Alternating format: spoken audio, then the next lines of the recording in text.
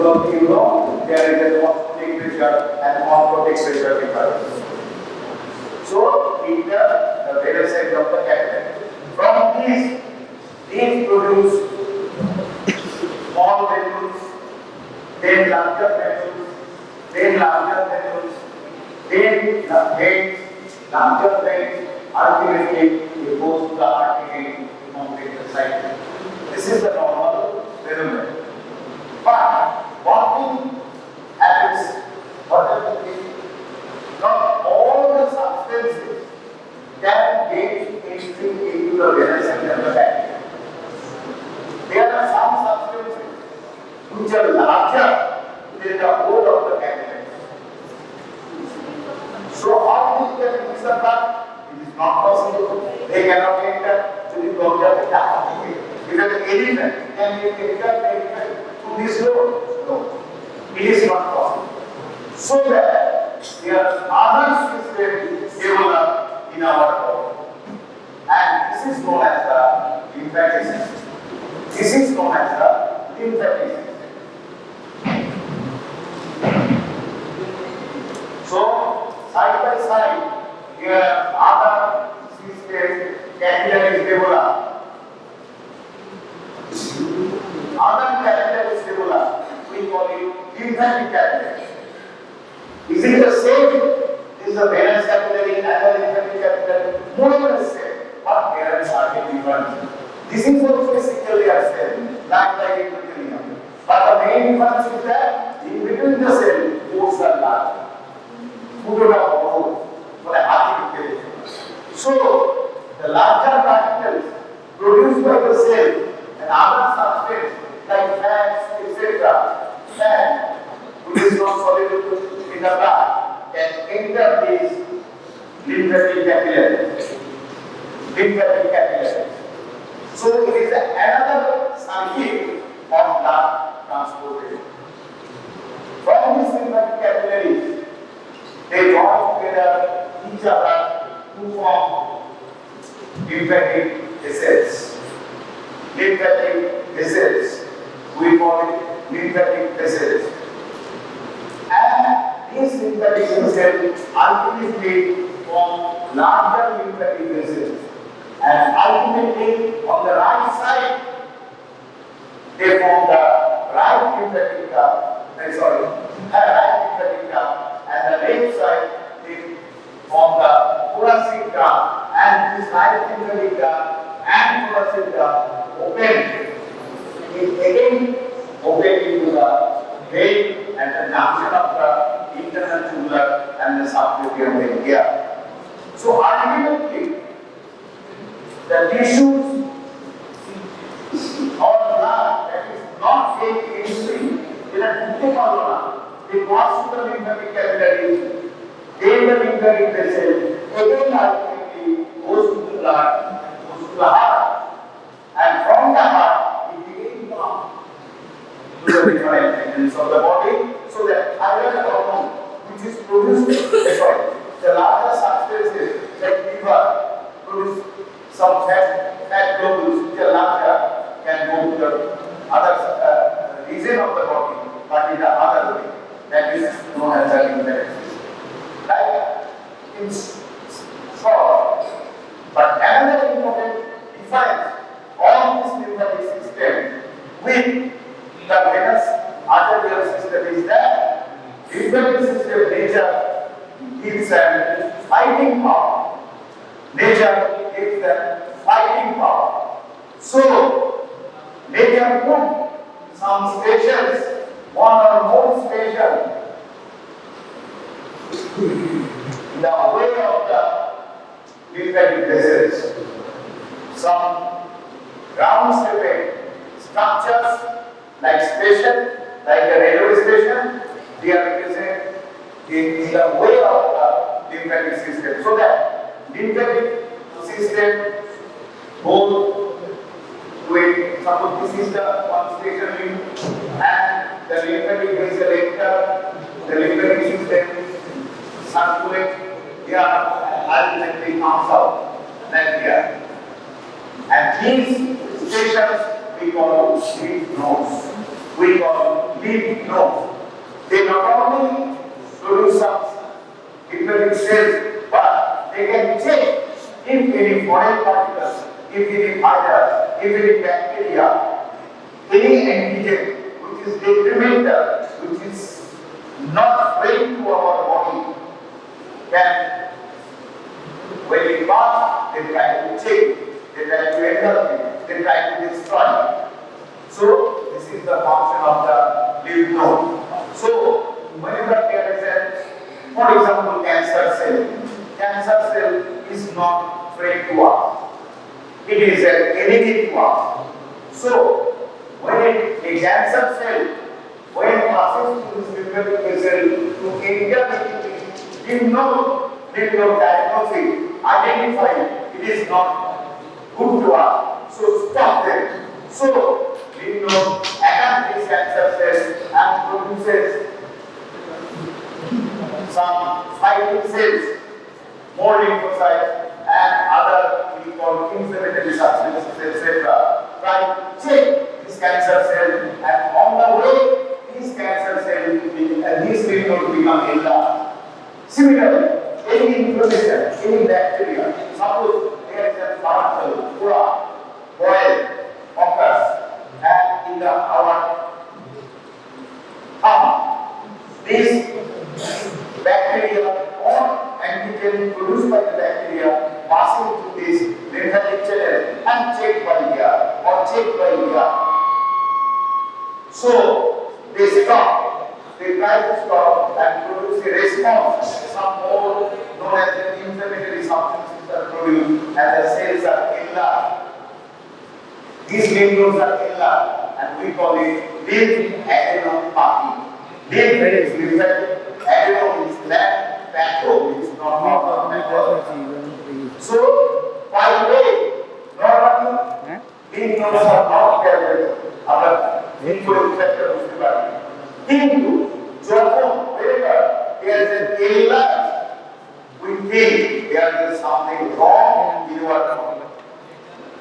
And another important thing is that, for example,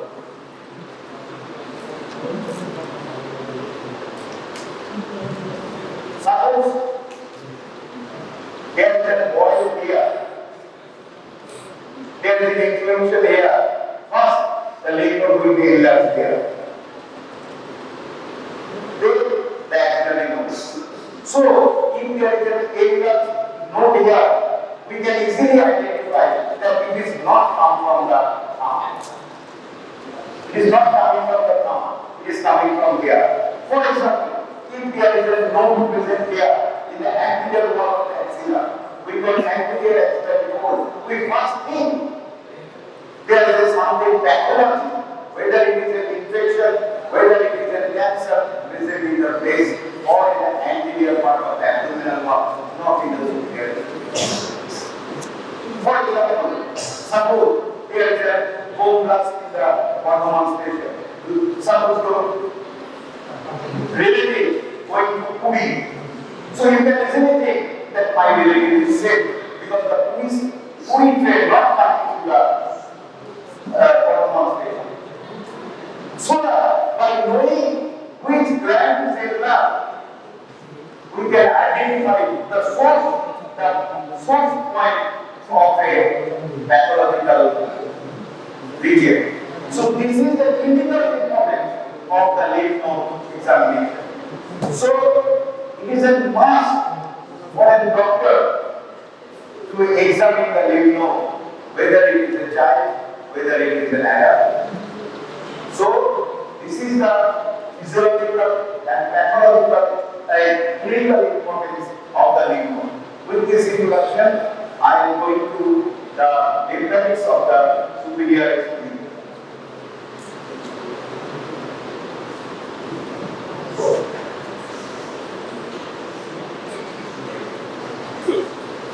Thank you. This is the schematic diagram. You can see the alternate way of the lymphatic system, right? And this is the lymph node.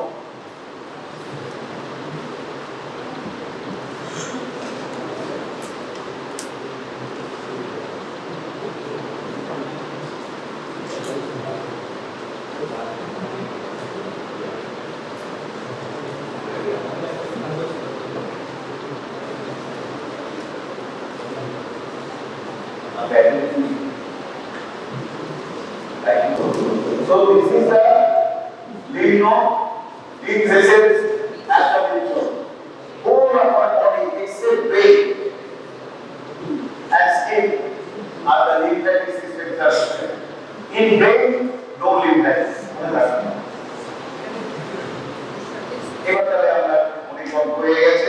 Going back, the lymphatic of the superior extremity. Our lymph vessels our clinical importance of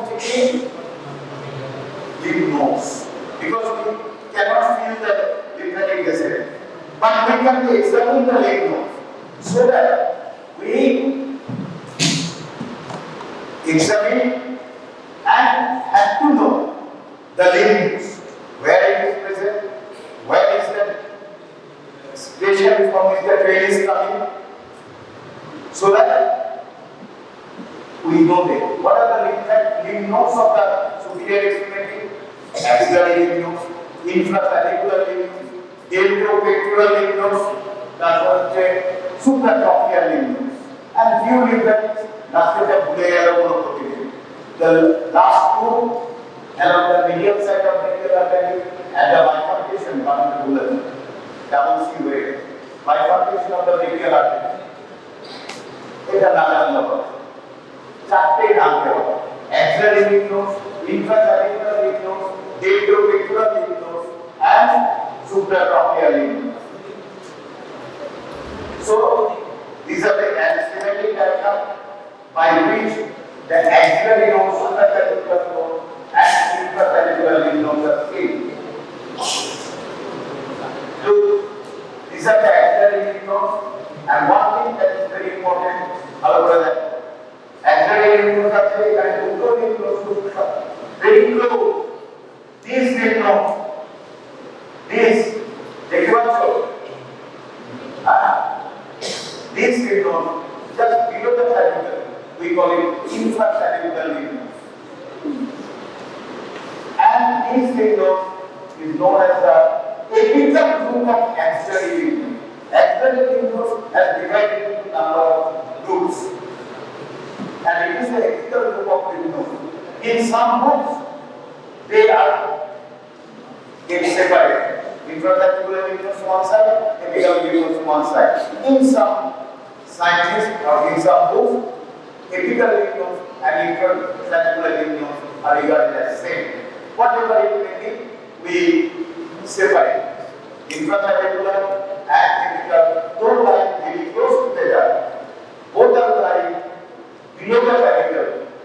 One slightly laterally, we call it infraclavicular lymph node, and one lying medially, we call it apical group of lymph node. But if you say they are said, at least I will not deduct your mass. And above the clavicle, there are supraclavicular lymph nodes. And here, just above the medial epicondyle, there is a supratropial lymph node. Supratropial. Above the medial epicondyle, we call it supratropial lymph node.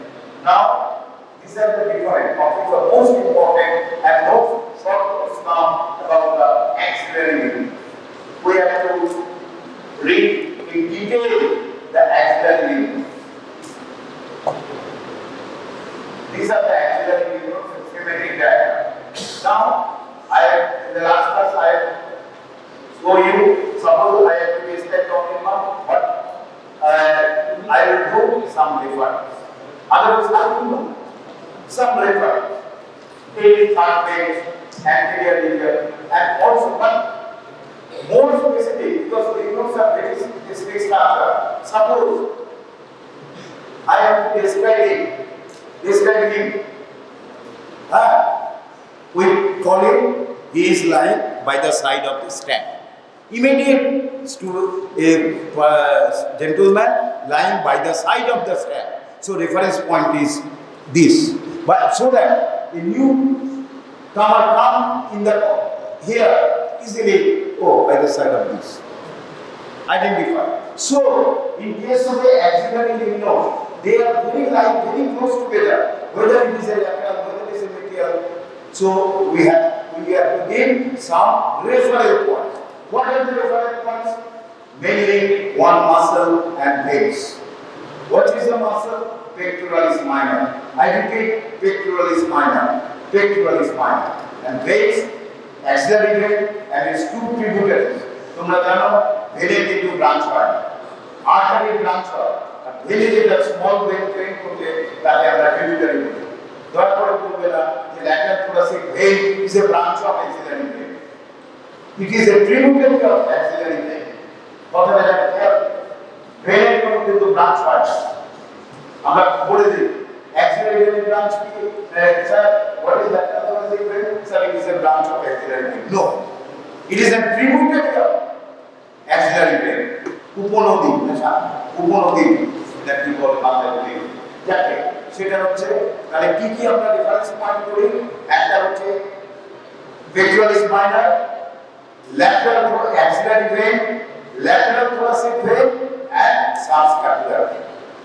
এই তিনটে reference point দিয়ে আমরা বলতে পারি, আমি যেই বলবো তুমি সাথে সাথে একটা সাবজেক্ট ওপেন করছে খুঁজে যাবে যে কোথায় আমাকে দেখতে হবে, আদারওয়াইজ কোথায় দেখতে বললে এরিয়া। তাহলে তিনটি ভাগে ভাগ করছি আমরা। একে axillary lymph nodes have been divided into groups: anterior, posterior, lateral, medial and inner. Our repeat: anterior, posterior, lateral, medial, inner. এবার কিভাবে করব, কিভাবে লিখব, পরীক্ষার খাতা।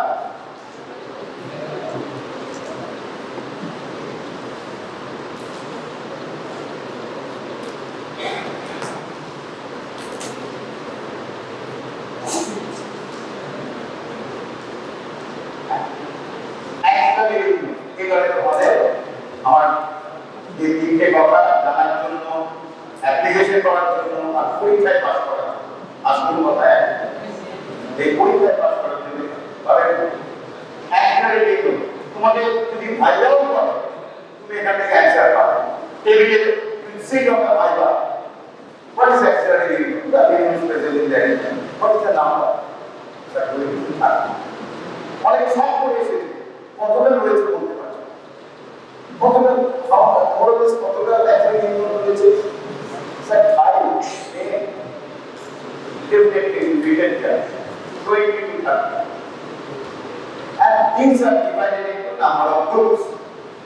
Total situation in the axis. Okay.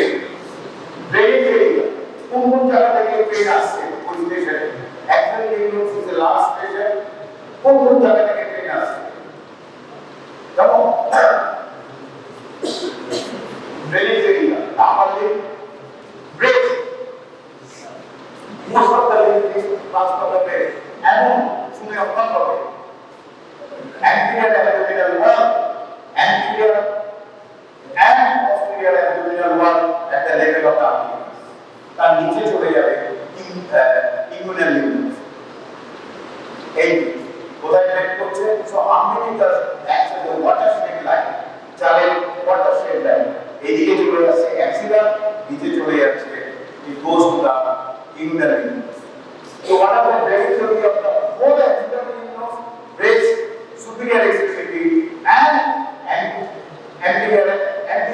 abdominal wall, superficial surface of the abdominal wall up to the level of the abdomen.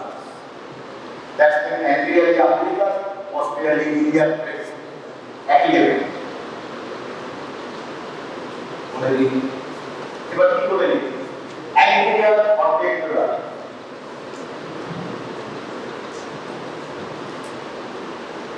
এইখানটায় থাকে।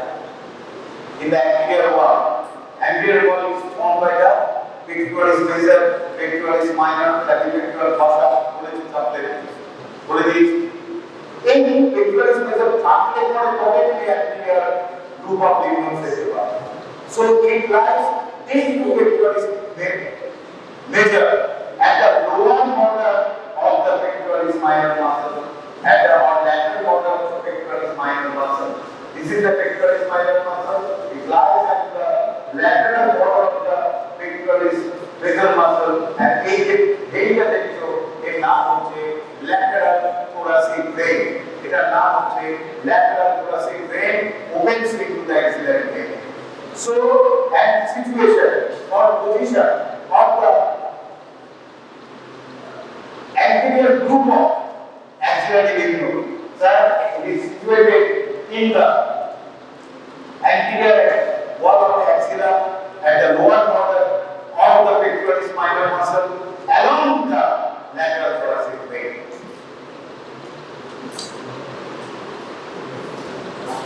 Very important.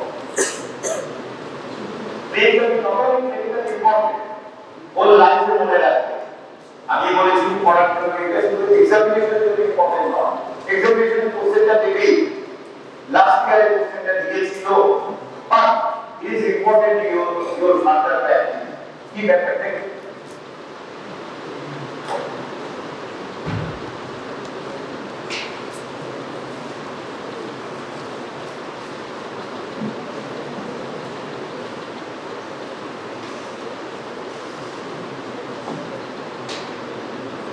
এটা হচ্ছে ফিমেল ব্রেস্ট একদম ফিমেল ব্রেস্ট but দেখা যায় lateral and supinatorily the part of the female breast goes to the goes laterally and it flows to the anterior group of axillary ligament.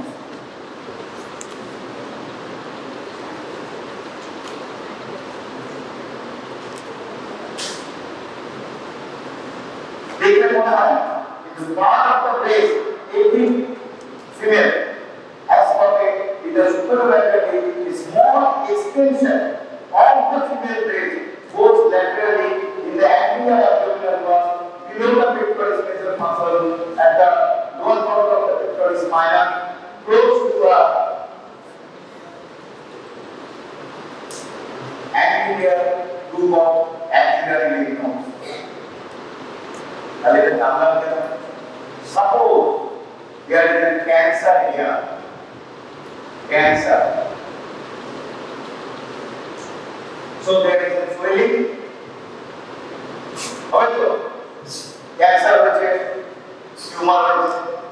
Cancer is also a type of tumor, malignant tumor. Swelling patient is but there is a slight pain and other personality.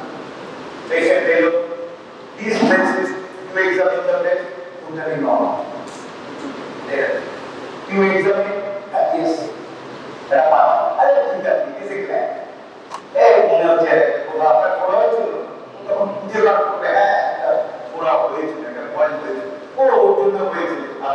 it happens due to this. ঠিক আছে আমি অগমেন্টিভ দিয়ে দিচ্ছি আর database দিয়ে দিচ্ছি but this it is actually a cancer unnecessary may have already got already cancer goes to the next stage. So whenever there is a swelling in the what you think is a gland and there is a wall, you have to examine the breast properly and also if nothing particular habit is present, you go for ultrasound so that you cannot miss the diagnosis.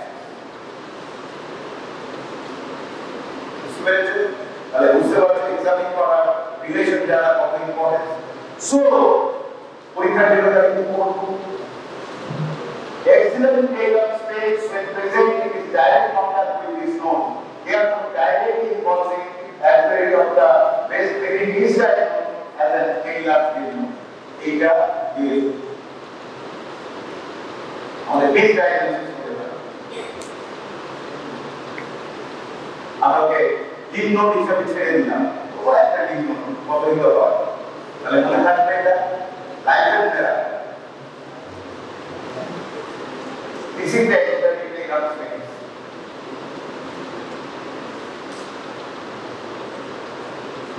এটা তাহলে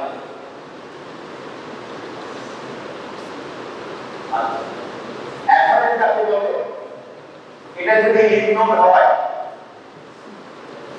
এখান থেকে drainage area তাকে বলে afferent, এবং lymph node থেকে বেরিয়ে যেখানে যাচ্ছে তাকে বলে ইনফারেন্ট।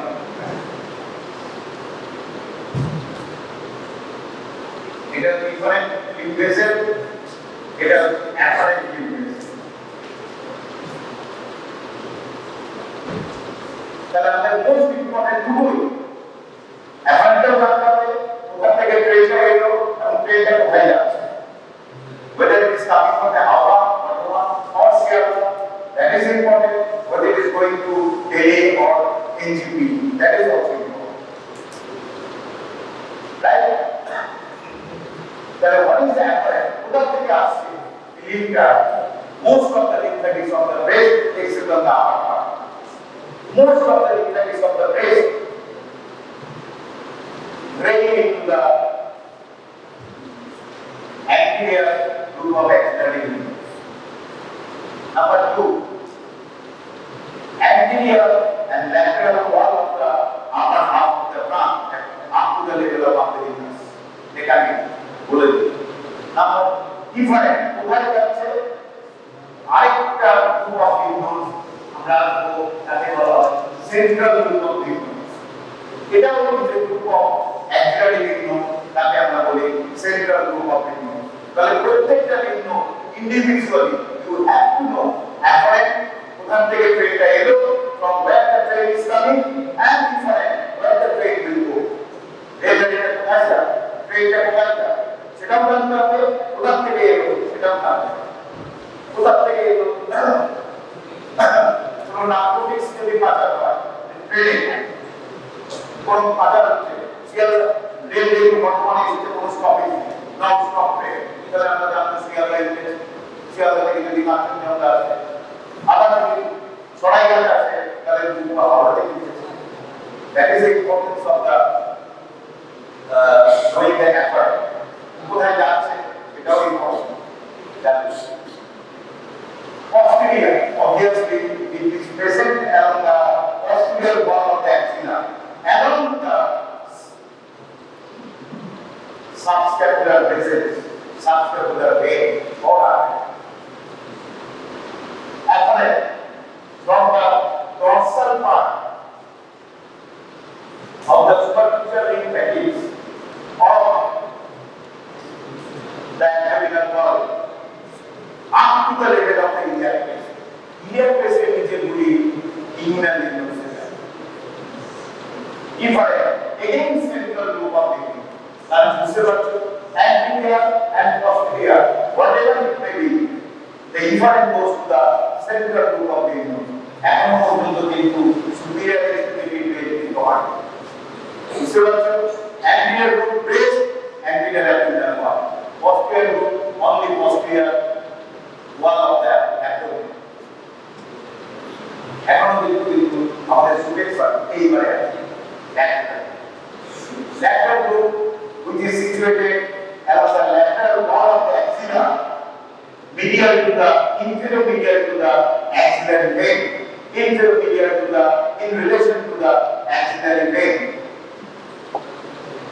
এইবারে area from the entire upper limb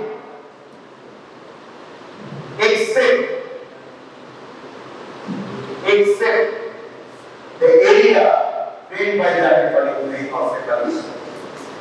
The end company middle three fingers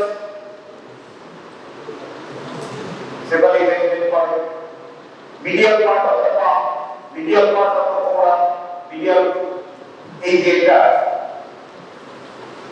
এইটা বের করছে, এবং also this medial part of the arm drain into the lateral group of lymph nodes in the eta part. Lateral arm is in the lateral part of the arm, সেখানে বের করছে না, তাহলে lateral group কোথায় রয়েছে, lateral wall of the axilla, axillary দেখছো এইখানে পড়ে রয়েছে axillary vein, এই axillary vein inferior medial মানে তলে আর medially lateral group রয়েছে। Vein area from the entire upper limb except to the accompanying vein. Efferent again say central group of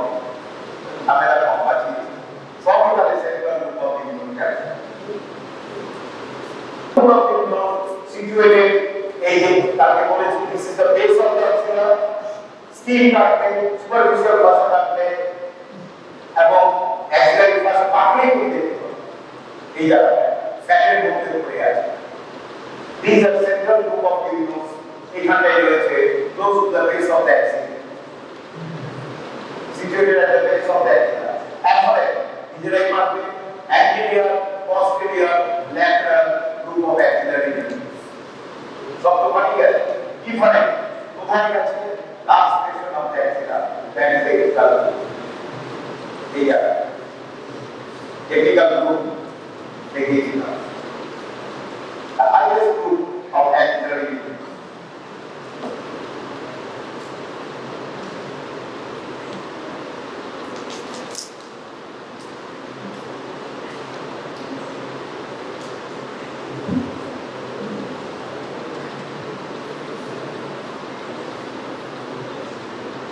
apical group situated at the apex of the axilla পড়েছে cervical axillary canal apex এ রয়েছে এই বাইরে apical group থেকে break করছে এই যেটা পাঁচ আরো করে বলবো যেটা পাঁচ ছিল arm and finger lateral side of the forearm lateral side of the arm it breaks into the apical group after একটুখানি থেমে যায় একটা ছোট স্টেশনের নাম হচ্ছে ইনফ্রাট্যাকুলার একটুখানি ইনফ্রাট্যাকুলার কে টাচ করে ultimately they break into the apical group of it তাহলে সামনে যদি কোনো ক্যান্সার হয় ডাইরেক্ট এখানে ইনভলভ হয় এপিক্যাল গ্রুপ এখানে যদি হয় প্রথমে আসবো আমি এইখানে আসবো তারপরে বেস অফ দ্যাট বুঝতে পারছো যদি থাম্বে কোনো ক্যান্সার হয় বা থাম্বে যদি বয় হয় এই জায়গাটা ভালো ভালো করে ফিল তাহলে এইখানটাতে ফার্স্ট হবে ইনভলভ আর যদি ডিগ্রি ফিঙ্গারে হয় প্রথমে এখানে আসবো আমি এটা সুপার ট্রফিয়া তারপরে তোমার base of that finger sorry lateral বুকে হবে এইখানটায় ইনভলভ তার জন্য জানা দরকার for that reason we know upper margin of the arm eke bend korche upper margin of the mammary gland and all the other groups of axillary tendon mane central group ultimately breaks into the apical group of the tendon so ultimately anterior posterior lateral central break into the apical group of it. Supra, cancer যদি অনেক হয়ে যায়, whether it is coming from here, apical diagnosis is Supra, early diagnosis is very important.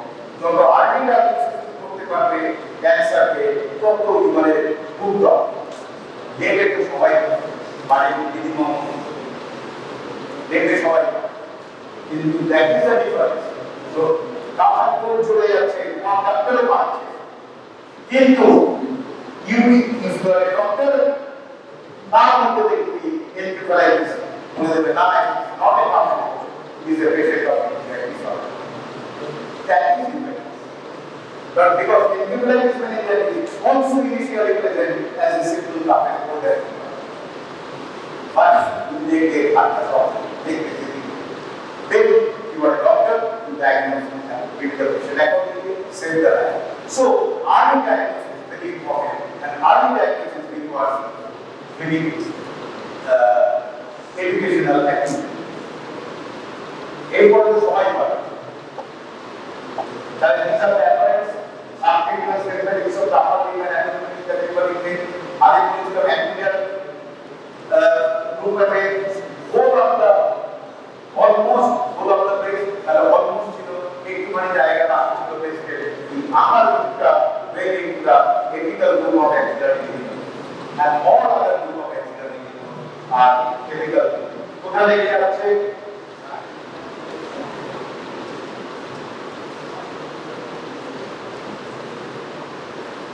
ultimately from the apical group a small small lymphatic both the right and left side. Ultimately, they break into the vein at the forehead portion at the junction of the internal tubular and subclavian vein or interbular. Ultimately, break to the right lymphatic duct on the right side, left lymphatic duct on the left side. And few lymphatics break into the neck nodes, known as the inferior cervical lymph nodes. Just impossible. As we saw the ulnar, apical, anterior, posterior, lateral, and surgery is okay. Although this morning, surgery is level 1, but the level 1 is not important, level 2, level 3.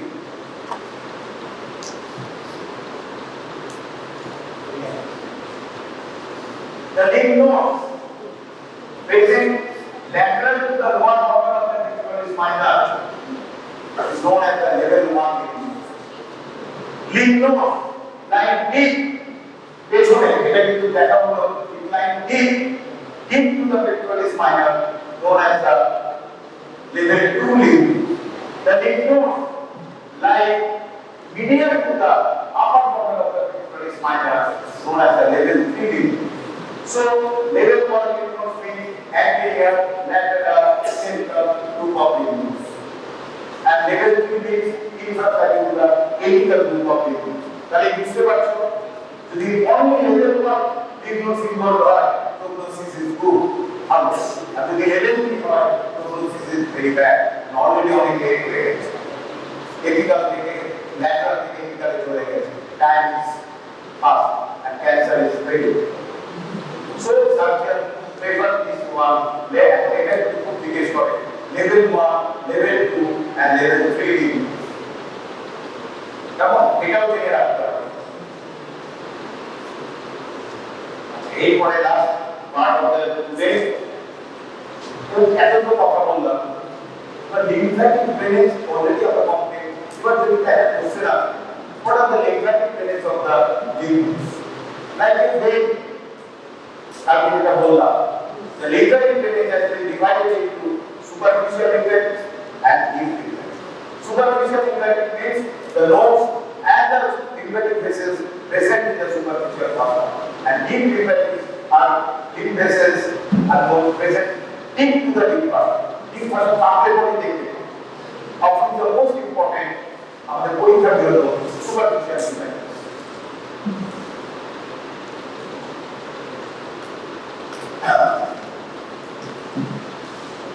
এইখানে আগে brain যেমন পড়েছিলাম dorsal venous network ঠিক সেই রকম ভাবে lymphatics also start as a venous network on the dorsal of the foot. For the lymphatic capillary network on the dorsal of the foot and also the palm of the hand. Ultimately, they join together to form lymph vessels. Come on. And to have a handle.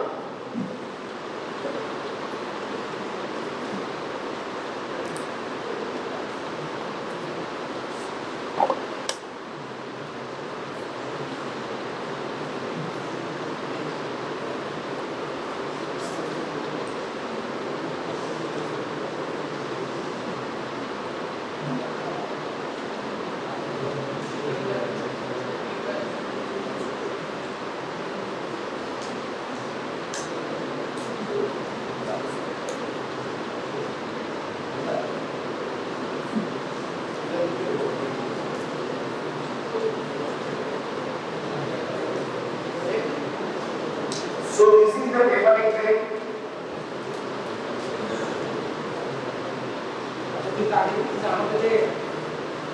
This is the basically vein ultimately going from the axial vein. So lymph capillaries produce here, lymph capillaries and lymphatic canal produce a network here. Ultimately they produce lymph vessel. Multiple lymph vessel. Vein মধ্যে একটা হবে তোমরা ভাববে না if I break আরেকটা lymphatic only one lymphatic vessel is going no multiple আমরা বোঝার জন্য একটা আছে multiple lymphatic which accompany the different vein ultimately going to the apical group of vein. So, dedicating arm and index finger, lateral side of the arm, lateral side of the forearm, ultimately goes to the apical group of vein. On the way, যাওয়ার সময় অনেক সময় কিছু practice আর always into the inferior lymph from the inferior lymph goes to the apical lymph. So the lymph vessel may go directly to the apical group of inferior lymph. Some lymph vessel may get a straight or must go to the inferior lymph from the inferior lymph go to the apical group of lymph. So whenever there is a cancer or infection in the thumb, lateral side of the forearm, it goes directly here. And what happens is medial finger and medial side of the lymph vessel accompanying the basic vein, and all lymph vessel here must take a small orienting station is there. We call it supracochlear lymph nodes or medial tubular lymph nodes. Supracochlear lymph nodes.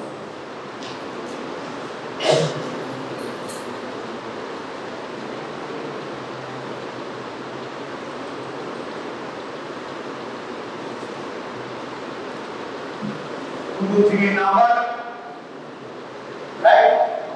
First, they connect the heart man. In medial finger, they after point directly lateral to the jaya. आगे एक halting station है। से halting station का मतलब individual fossa.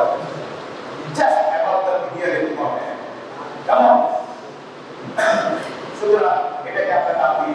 Supracochlear lymph node. From the supracochlear lymph node, these vessels ultimately goes to the lateral group of external lymph. From the lateral, it goes to the central. From the central, it goes to the apical group of lymph.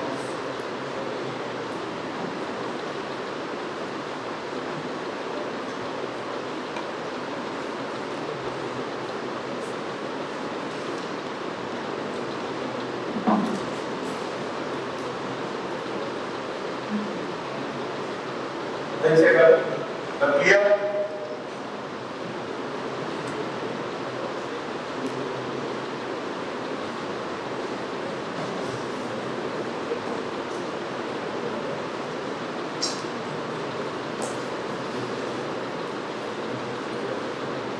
उसका we can take no chapter with the about the anatomy problem.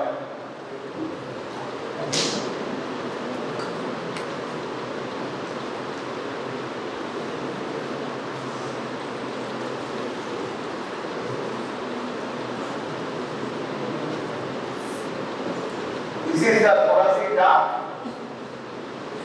This is the right between dam. Ultimately, in the case of the imported, no one should say here. A neck ported or here. Deep impacts act. Deep impacts activity, radial, ulnar, and radial arteries activate into the lateral group of extremities. From the lateral goes to the central to the apical, ultimately from the inferior, which ultimately has a very similar inferior or in the thoracic duct, or directly enter into the vein at the junction of the internal ulnar and the subclavian.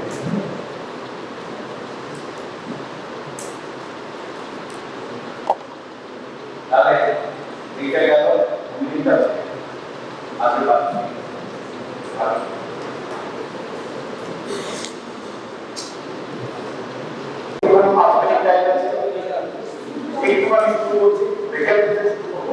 idea. Already there are no other that I am what is flexion? Not flexion. আমরা জানি there is spinal cord and brain is known as the central nervous system. From the central nervous system, peripheral nerves supply the head, like from the brain. we call radial nerves. We call radial nerves. There are 12 radial nerves on the right side, 12 radial nerves on the left side. Similarly, from the spinal cord, 31 on the right side and 31 on the left side nerve arises from the spinal cord. We call it spinal nerves. So in our body, there are radial nerves and spinal nerves.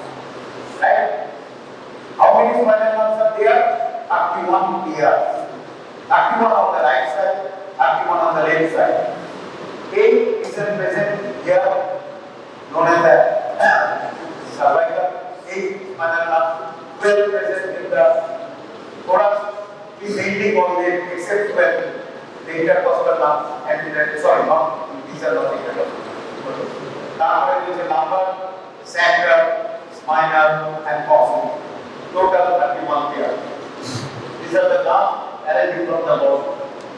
How this is the spinal cord? So look to the intervertebral foramen. There is a hole in between the vertebrae of the lateral side. The spinal nerve arises. Spinal nerve arises from the spinal cord. How many spinal nerves are there? 31 here.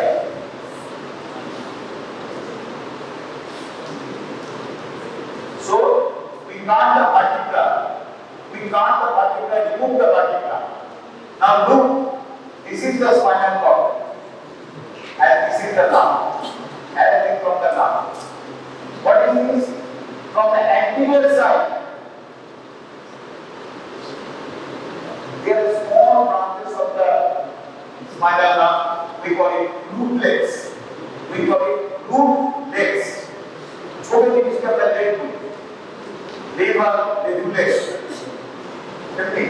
root leg. These joint form an anterior root of the spinal nerve. Similarly, posteriorly, there is a posterior root of the spinal nerve. Both anterior root and posterior root present within the vertebra, known as the vertebral canal. Ultimately, at the just when it comes up to the intervertebral foramen, they join together. The anterior will join and the posterior will join to form the complete spinal nerves.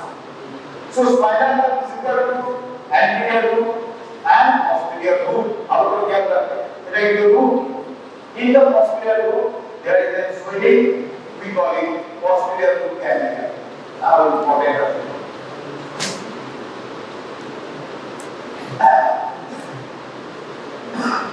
So, anterior root mainly we call the motor root, or the nerve coming from the anterior root mainly control the muscle.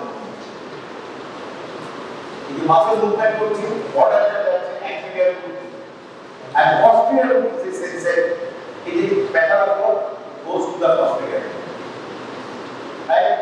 And ultimately, this anterior root and posterior root join together to form the spinal nerve. After just forming the spinal nerve, immediately it divides. One branch coming anteriorly and laterally, then anteriorly, one goes posteriorly. And these branches we call the rami, singular ramas. So, this is coming anteriorly, we call anterior ramus or ventral ramus. These are the ventral ramus. And posteriorly, we call it posterior ramus or dorsal ramus. Dorsal ramus goes posteriorly to supply the muscle skin of the posterior wall of body. And this is the anterior ramus. So, for example, there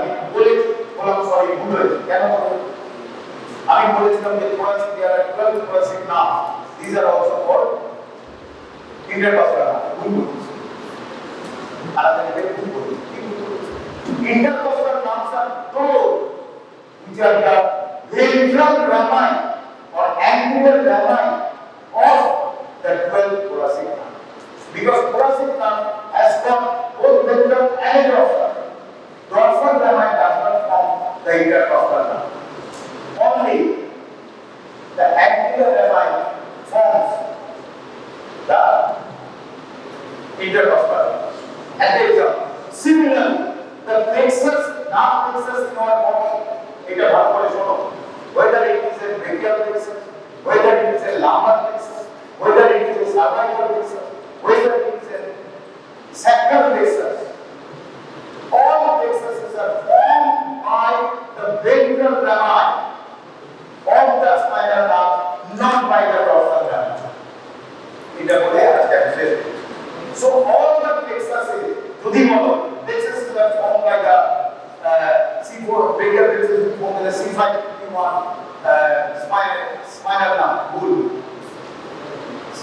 Brachial plexus are formed by the cervical 5, 2, cervical, thoracic 1, anterior rami of the spinal nerve. Of the brachial. That's the up and out of the knee. Thank you very much. Good morning, everyone. So in the last class we learned about PKU. What is the full form? Penile ketone. So this is the pathway of penile alanine or tyrosine catechols. So each of these enzymes can lead to some of the diseases. The last one was penile ketone. Then we can have three types of tyrosinemia. Tyrosinemia type 1, type 2, type 3. And a very important disease that is alkaptonemia. So yesterday we learned about penile ketonemia. Today we will learn about alkaptonemia, which is the deficiency of homogeneous oxidase.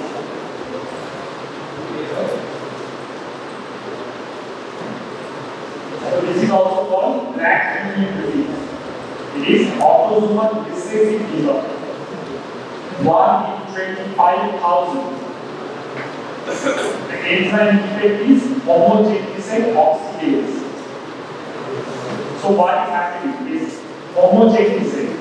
It will accumulate in the tissue and blood, and then it will be excreted in the urine. When homogeneous is standing for a long time, it gets oxidized to quinones.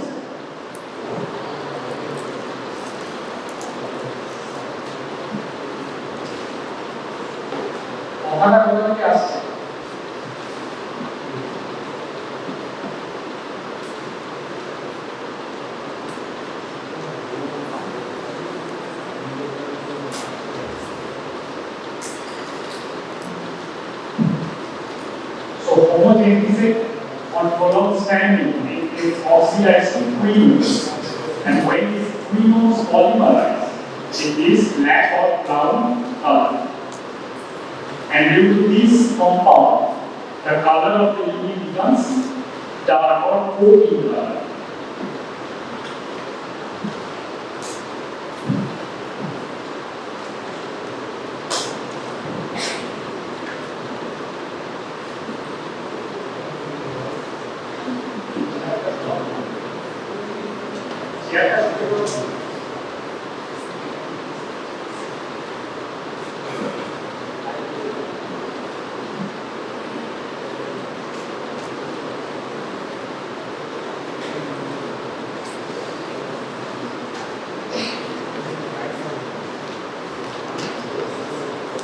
So the biochemical manifestations. So homogeneous it is getting oxidized to benzophenol with the enzyme polyphenol oxidase. And this benzophenol acetate, it polymerizes to give the pigment called alkaptone. That's why the name of the disease is alkaptonemia. This alkaptone deposition occurs in the connective tissue, bones and various other tissues like nose, ear. And the condition for the disease is known as olecranon. This pigment can also deposit on the joints that can give rise to arthritis.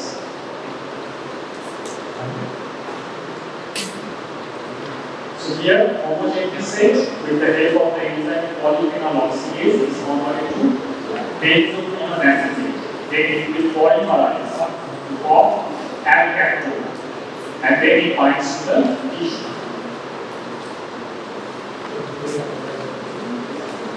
So here we can see this is a small container with normal urine. What is the color of normal urine? Strong or light yellow. But in case of this alkaptone reaction, it becomes constantly dark or black or ochre. So here we can see that this black pigment is getting deposited in the white part of the eye, in the ears, and it can also get deposited on the joints, which we can see by the X-rays.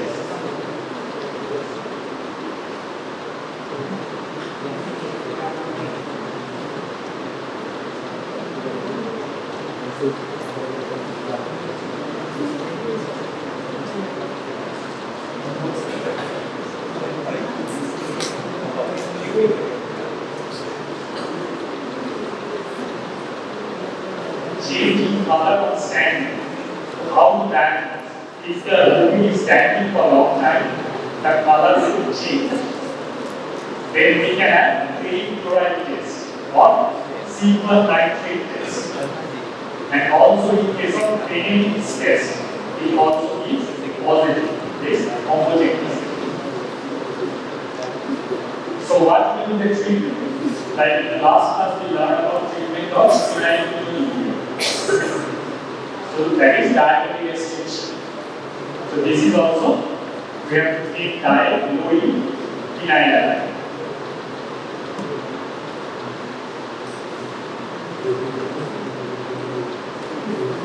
So this is not albinism. So this is due to lack of pigment form. So the eyes, the skin, they are lacking the pigment. That's why they are white. The hair is also lacking the pigment. But in this picture, there is something different. Can you notice that?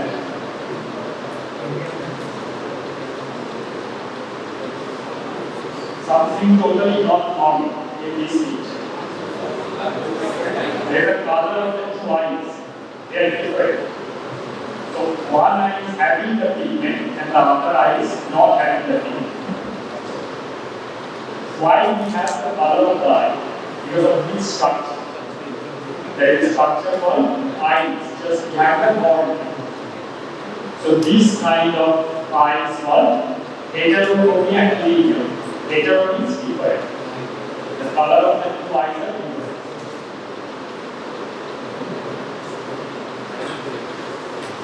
So this is also lack of this melanin pigment. This person is having black color on the skin, but some places the pigment is completely missing. So that's why it's appearing totally white. This person here the color of the hair is black, but here it is white. In some of the places is having lack of this melanin pigment.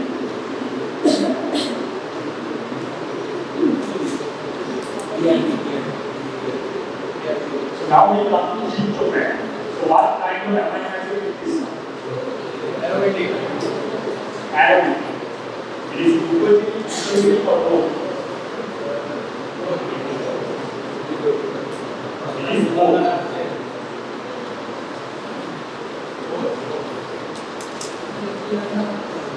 So when you see the structure, it is having a very deep structure. So this is a bulky amino acid. পেছনে কথা হবে না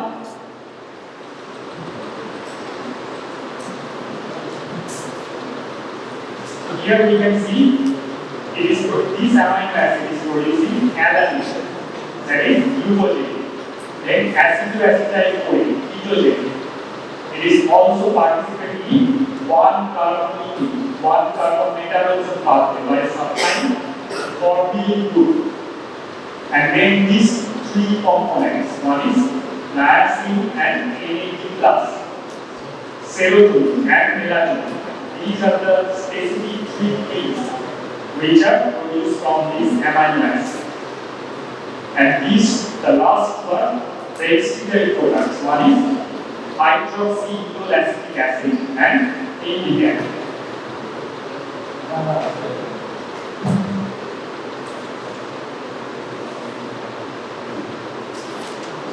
So here from tryptophan we are getting protein, glucose, fat. Glucose and fat because it is both glucogenic and ketogenic. Then indoleacetic acid, serotonin. From serotonin we are getting melatonin. Then 5-hydroxyindoleacetic acid and NAD plus, NADP plus. Coenzymes of niacin. What is niacin?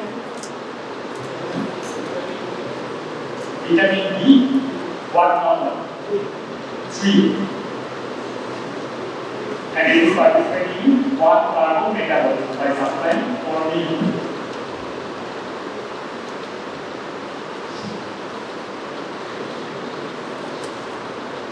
So here tryptophan.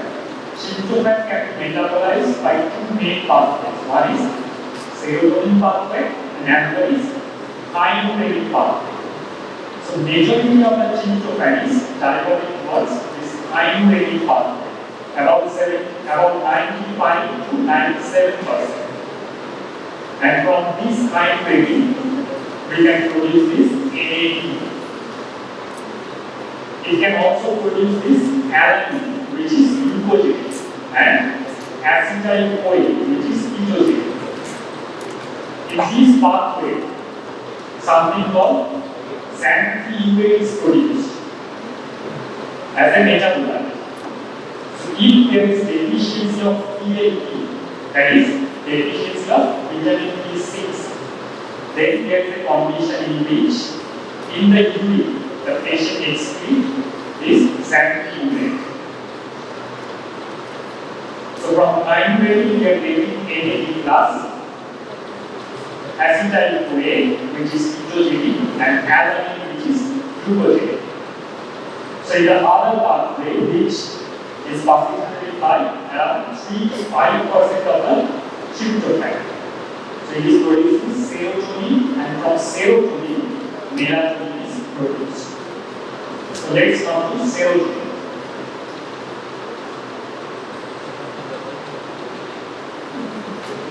So here, in serotonin, the other name is 5-hydroxytryptamine.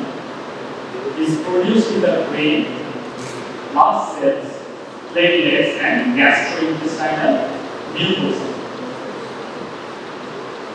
So the first stage is tryptophan hydroxylase. So this reaction from tryptophan to 5-hydroxytryptophan, this is catalyzed by tryptophan hydroxylase. So in the last class we read how phenylalanine is converted to tyrosine. What was the name of the enzyme? Phenylalanine hydroxylase. So similarly, here is also the other enzyme, dihydrobiopterin reductase, because this tetrahydrobiopterin is taking part in the reaction, and it is getting converted to dihydrobiopterin. So it has to be converted back to this tetrahydrobiopterin form of the help of the enzyme dihydrobiopterin reductase. So in this first reaction, we are getting from tryptophan 5-hydroxytryptophan.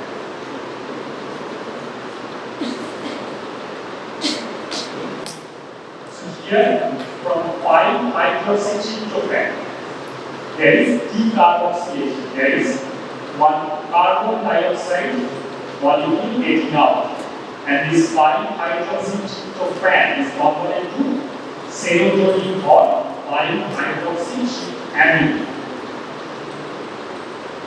And this reaction is also helped by this pyridoxal phosphate. This serotonin is a neurotransmitter. So when the serotonin is excitatory or inhibitory?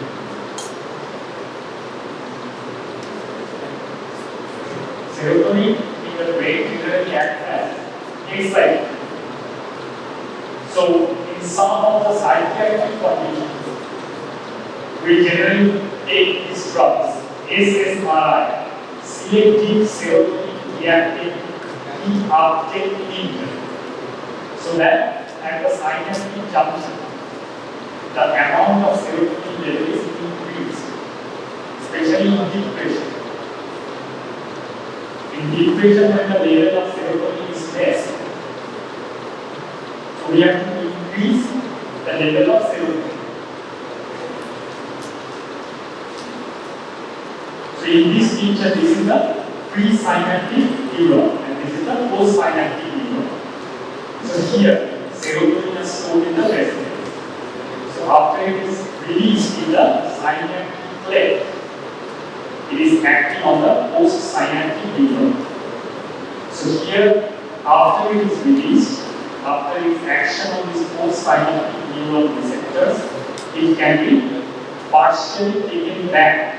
That is reuptake of this serotonin into the presynaptic neuron. So these SSRIs inhibit this pathway, that is reuptake. So if this reuptake coming back to the presynaptic neuron is inhibited, so the concentration of this serotonin will increase in the synaptic cleft. So this way, this SSRI helps in depression. Functions of serotonin. Serotonin is a powerful vasoconstrictor. So there are also muscles, smooth muscles present in the arterioles and bronchioles. So vasoconstrictors means it will constrict these arterioles and bronchioles. Then there is regulation of central activity, that is excitation.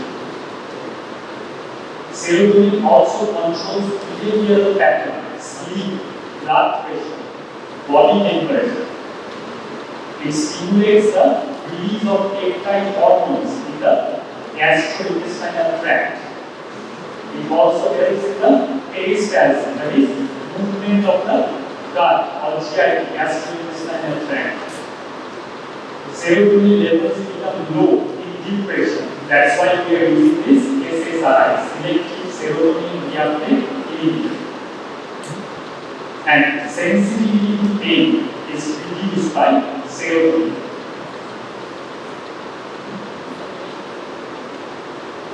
So here we can see in the brain there is cerebral excitation, control of behavioral pattern, control of sleep, blood pressure, body temperature.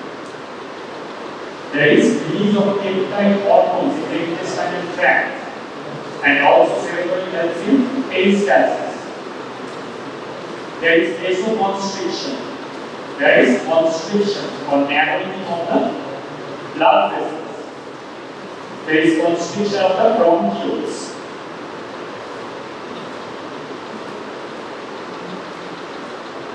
So in the brain, there are mainly two systems. One is dopamine pathway and another is serotonin pathway. So there must have to be a balance between these pathways. When this balance is destroyed, or there is one, suppose this dopamine, it is increasing and this serotonin is remaining same or it is decreasing, then there will be some psychiatric conditions. So yesterday we learned a disease which is having deficiency in dopamine. So what is the name of the disease? Parkinson's. In Parkinson's disease, there is lack of dopamine in the brain. And when there is lack of serotonin in the brain, it can lead to depression. Because serotonin is heavily excited.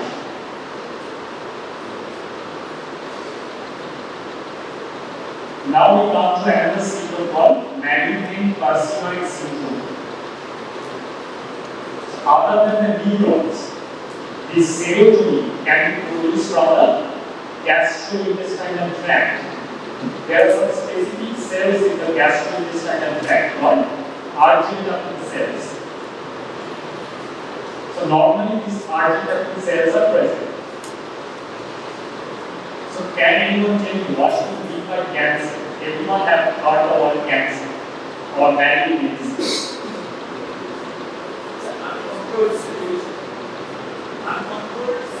Uncontrolled, unregulated division of cells. So here, if there is malignancy or uncontrolled, unregulated division of these arginine cells, then it can lead to tumor or malignant carcinoma or malignancy. So this is called arginine. So there are some specific symptoms. So these cells I have told you, they are producing this serotonin. So if there is malignant proliferation of these cells or increasing the number of these cells, so what will happen to the serotonin level? It will increase or increase? It will increase. Here the number of cells are increasing. So that can lead to respiratory distress. So why it will cause respiratory distress? What can cause to asthma? Many people have asthma. Asthma is constriction of the respiratory tract, so that the air cannot go in and out easily. So I have told you that the serotonin is constricting the blood vessels and the bronchioles. So if there is less movement of the bronchial tract, of the respiratory tract, we are having difficulty taking in and giving out air. That's why there is respiratory distress. There can be swelling, there can be hypertension, there can be diarrhea. So here is carcinoid tumors. What is happening? These arginine cells of the gastrointestinal tract, they are multiplying, unregulated. So there is malignant transformation of these arginine cells. So that is also called carcinoid tumor or malignant arginine tumors.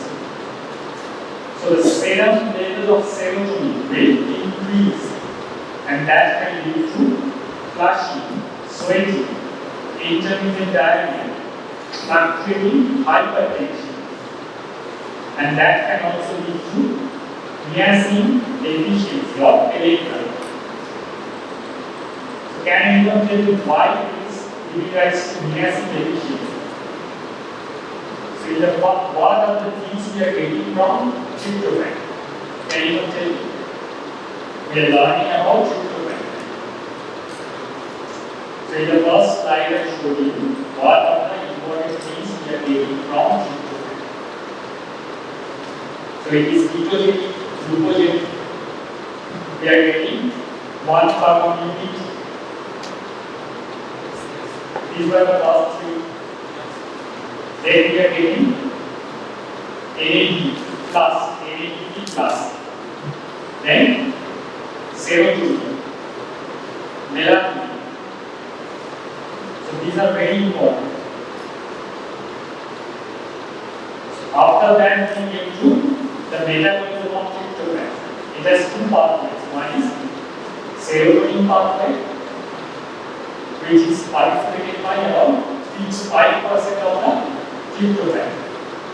And the other is innervation pathway, that is participated by the major part of the tryptophan, 95 to 97%. So from this innervation pathway, we are getting NAD plus. And NAD plus is related to niacin. And in the other pathway, serotonin pathway, we are getting serotonin and melatonin. So if a huge amount of this tryptophan is deviated towards the formation of serotonin, what will happen? Normally only 3% of tryptophan is related towards formation of serotonin, and 95 to 97% is related towards formation of NAD+. So if more amount of serotonin is produced, so there will be less formation of NAD+, which is related to niacin. So that's why in this disease, where there is more formation of or increased level of serotonin, so there will be niacin deficiency or headache.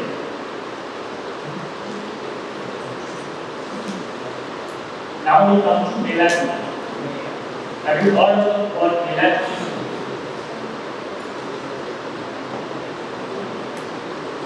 It is also called sometimes sleep hormone. So melatonin is produced from serotonin. So serotonin is first acetylate, then it is methylated, and then this melatonin is produced. So it is produced by a small gland in the brain called pineal gland, and this hormone helps in the sleep-wake cycle. Melatonin can block MSH and ACTH secretion. The synthesis and secretion of melatonin from the pineal gland is controlled by light, and melatonin also performs as a neurotransmitter.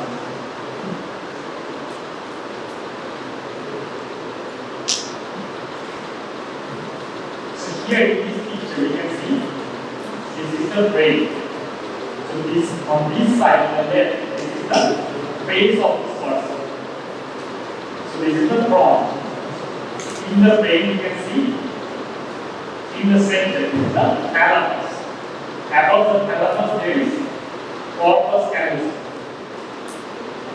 Just below the thalamus there is a structure called hypothalamus, and below this hypothalamus there is pituitary gland. So these structures are present in the front side. So if we go to the back side of this thalamus, so there is a small gland called pineal gland. So this pineal gland secretes this melatonin.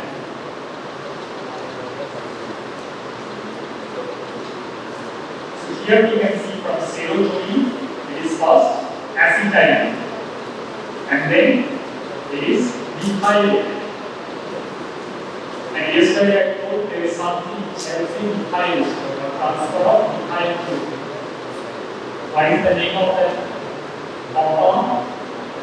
SAM, S-adenosine methylate. So this thing is helping in methylation, and melatonin is synthesized. So from serotonin, first acetylation, then methylation, and melatonin is formed. So here we can see that darkness, when we are in the dark, this darkness is stimulating the production of melatonin. So that's why it is also called sleep hormone, or it is helping in sleep-wake cycle.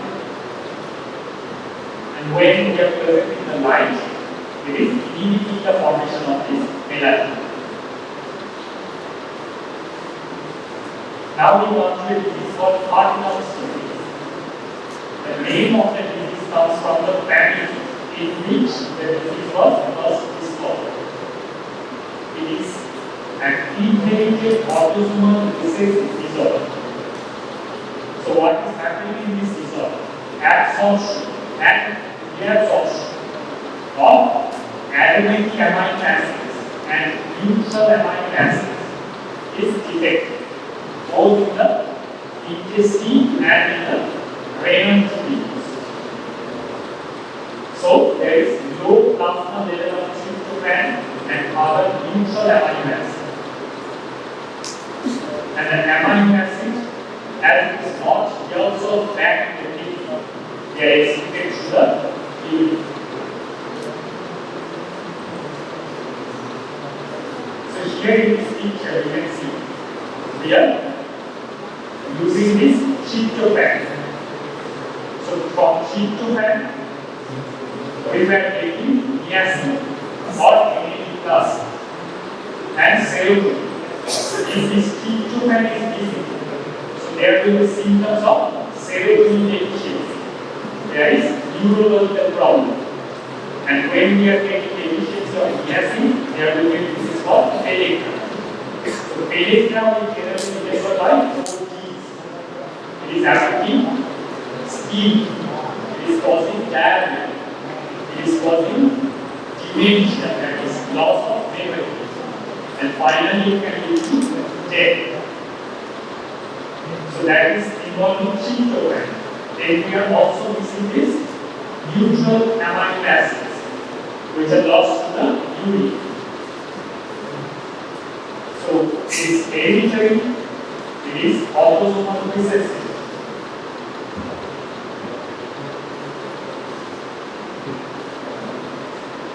Now we come to the sulfur containing amino acids. So what are the names of the sulfur containing amino acids? Cysteine, methionine, and there is another one which is produced from cysteine, cysteine.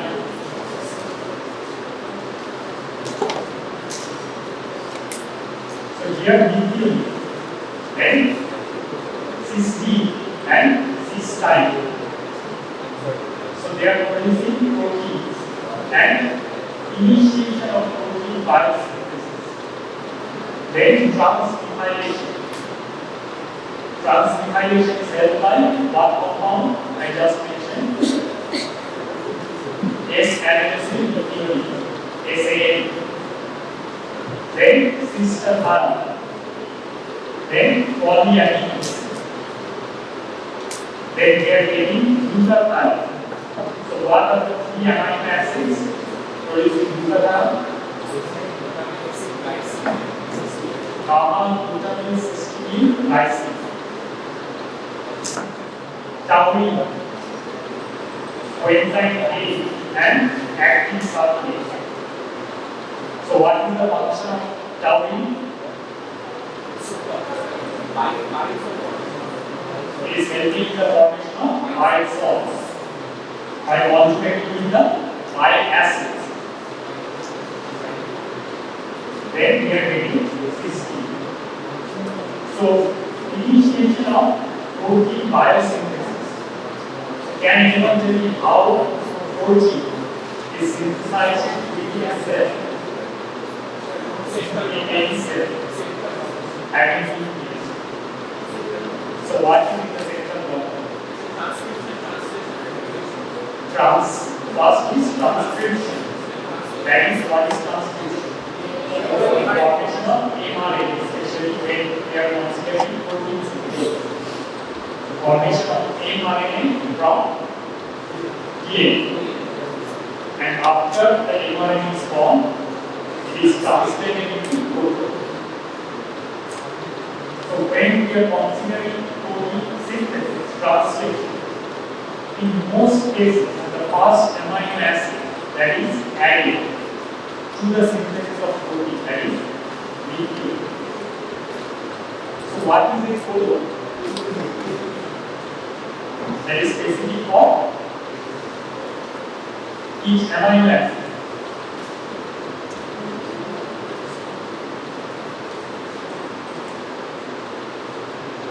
So codon is specific for each amino acid. So according to the codon, the amino acid will get added during the synthesis of protein. So with the protein synthesis, there must be a start codon, and there must be an end codon, so that the protein synthesis starts and it ends.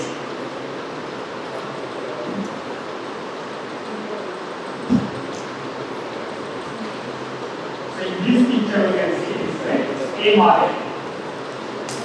mRNA is the first codon, and this one is the last codon. So we can see from this codon, this is the start codon. So here, the first amino acid that is added is nucleus, and this is the polypeptide chain. And when it comes to this codon number 7, if this is stored codon, then the synthesis of protein is stored. So here, regarding the beginning, it mostly happens at the start.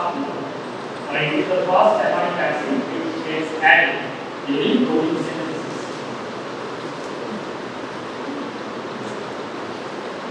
So from this theory, we will see how this SAN is produced.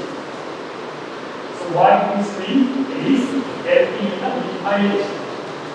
methylation of protein or DNA. And once it is supplying the methyl group to some other compounds, it is getting converted to SAH, S-adenosine homocysteine.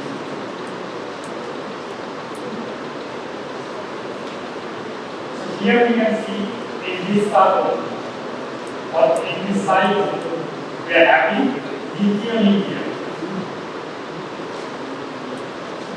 So from methionine, one adenosine group is getting added, that is called S-adenosine methionine. From this is the same. From here, SAH, S-adenosine homocysteine will be produced when some other compound or methyl acceptor is taking part in the reaction, and it is this acceptor is itself getting methylated. So from here, the methyl group is transported to this acceptor. So the acceptor is converted to methylated acceptor, and this SAN is converted to SAH. After it is converted to SAH, it is converted to homocysteine, and this adenosine is liberated out. From this homocysteine, it can have two phases. That is, it can be converted back to methionine with the help of two vitamins. One is vitamin B9 of folic acid, and another is vitamin B12. Otherwise, this homocysteine can be converted to sister biomechanics. From here, it can be converted to cysteine, and from here, it can be converted to cysteine.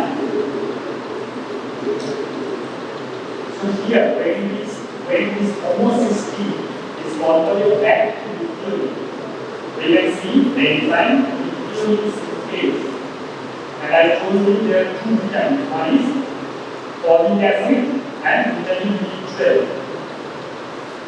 So if vitamin B12 is absent in this reaction, this folic acid cannot take part. So this is called folic trap.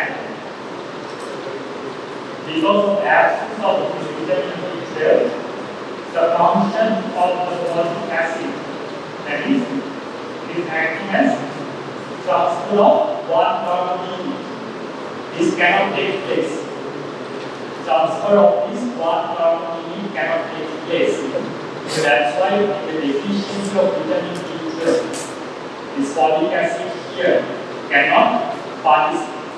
So that's why it is called folic trap. Here we can see this homocysteine is converted to methionine, and this is the vitamin B12. So it is helping in the transfer of this one carbon group from folic acid to this homocysteine.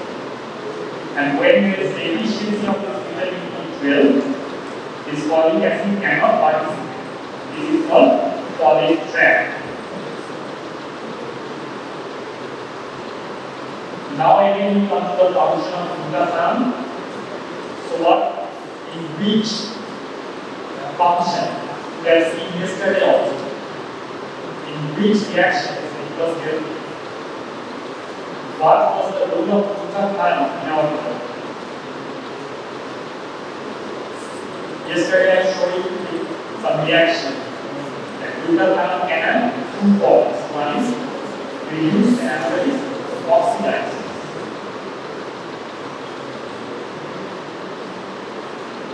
So that was taking part in which reaction?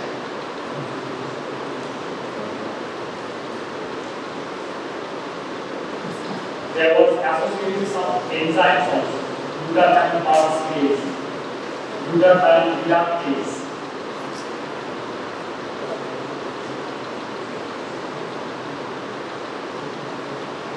So it was neutralizing hydrogen peroxide associated with the generation of free radicals. So glutathione was helping to protect our body from hydrogen peroxide, and there was some other enzymes also, like catalase.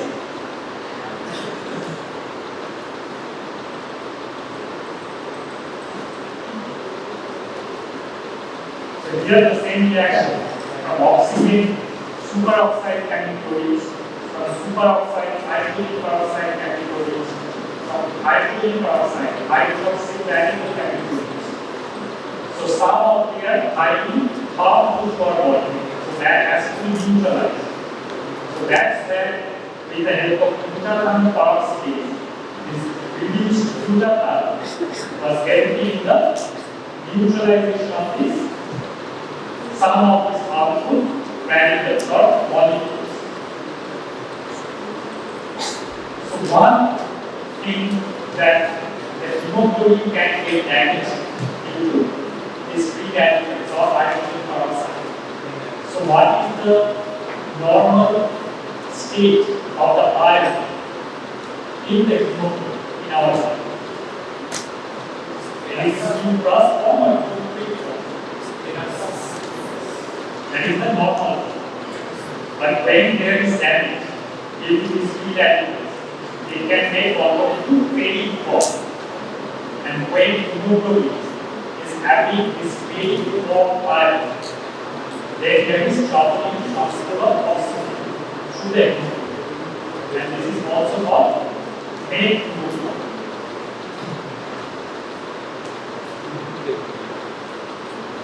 So here, there is detoxification of some of the harmful compounds.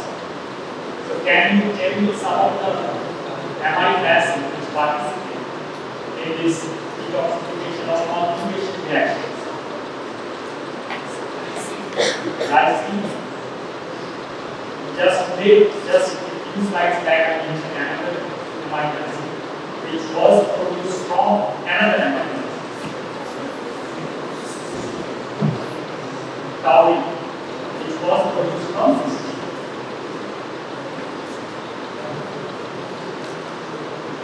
So here, this detoxification can have several phases. So it has a different chapter. So phase 1, phase 2, main things that we have to make an insoluble compound which is toxic to our body, water soluble, so that we can excrete that harmful compound through the fluid. So now we come to the branch chain amino acids. So what are the branch chain amino acids? Leucine, isoleucine, valine. So are they glucogenic, ketogenic or both? Leucine is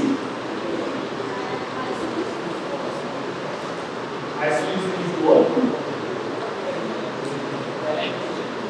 Valine is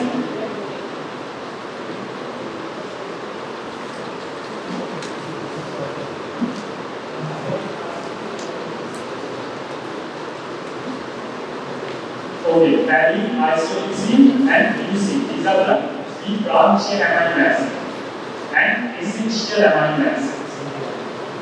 So valine is glucogenic, leucine is ketogenic, and isoleucine is both glucogenic and ketogenic. So here we can see all the three amino acids have this branch structure. So that's why they are called branch chain amino acids. And the blue colored part, they are present in which amino acid? Here we can see this blue colored part, this part. This part is present in all amino acids. sometimes this part is also referred as referred by R. So here we can see all these groups are branched. That's why they are branching. So what is the importance of these branching amino acids? They can give energy. They are the building block of muscle, and they also support the loss of protein or amino acid from the muscle.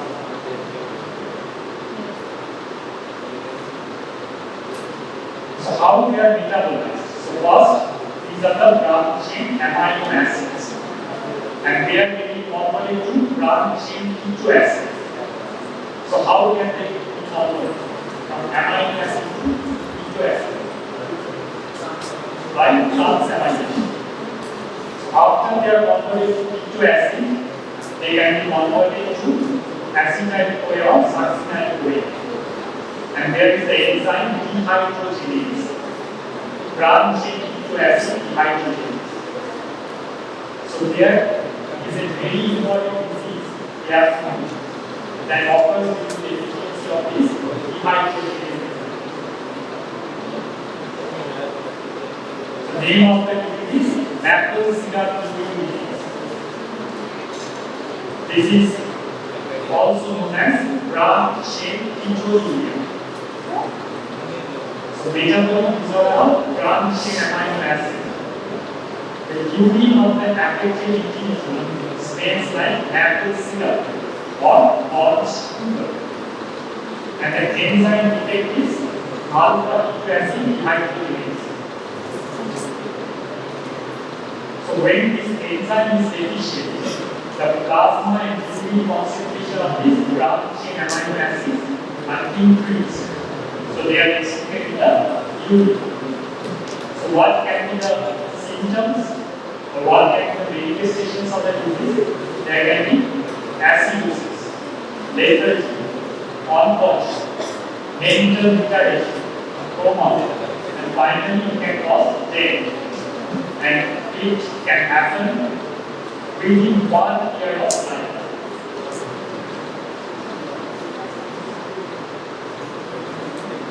Can anyone tell me what is this on the plate? It's a pancake. And what is this? Maple syrup. How many of you have tasted maple syrup?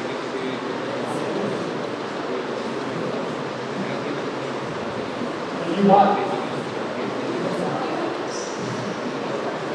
So which part you can relate the taste of maple syrup? It is related to someone the taste is like someone hungry.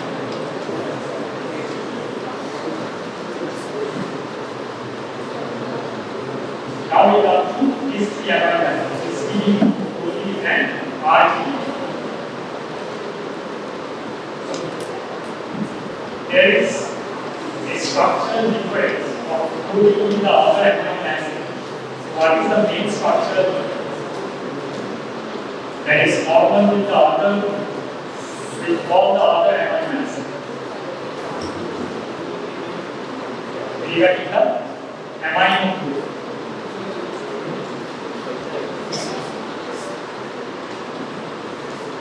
Here we can see this is the NH2 group. Here also we can see this is the NH2 group. This is the structure of arginine. This is the structure of histidine. And this is the structure of proline. But here we can see in this picture that this is called a cyclic structure. This is also called secondary amino, which is especially proline.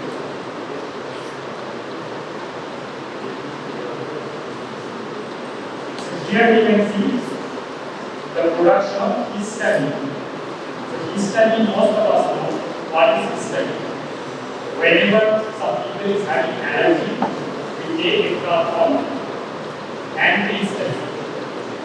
So this histamine is produced from this amino acid histidine by decarboxylation process.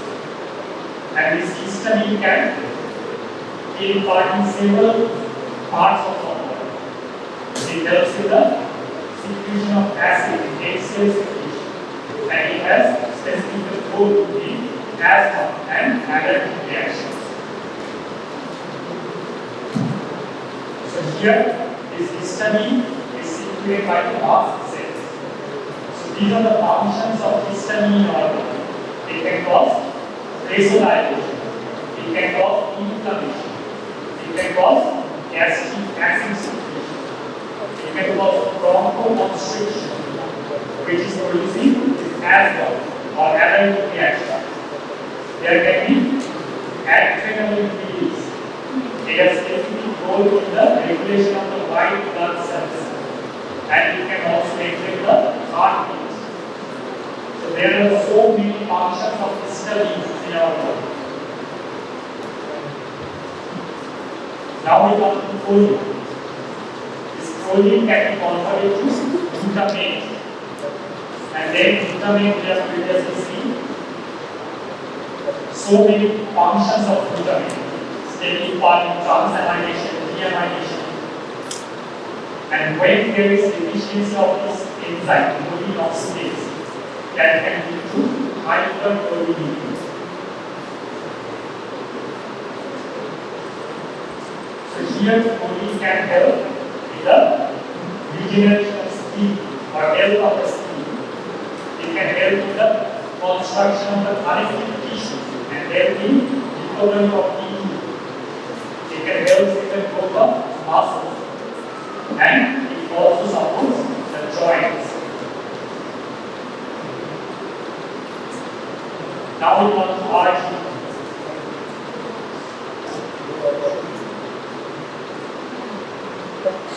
So here from RG, we are getting protein because RG is amino acid and we can have proteins from RG. Then we can synthesize creatine.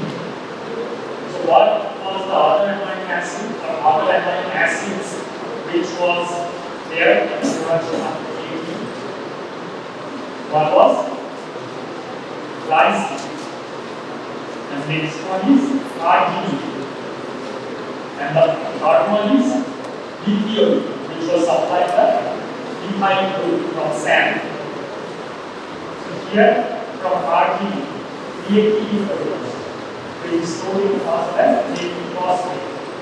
From arginine, nitric oxide can be produced. It can liberate ammonia, which can be utilized for urea production. It can produce formula. So where have you found the word formula? In urea cycle.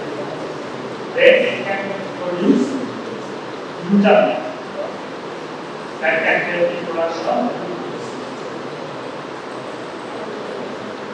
So here in the urea cycle you can see that here formula is produced by breaking down RGE by the help of the enzyme.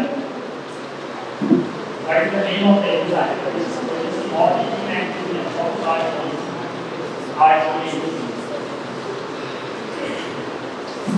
Here we can see sequence of glycine is attached with the RGE. Then it is producing coronoid acid. Then the other amino acid from which the sand is synthesized, that is lithium, is producing sand which is utilized by containing the refined crude and gets converted to SAH, and then creatine is produced.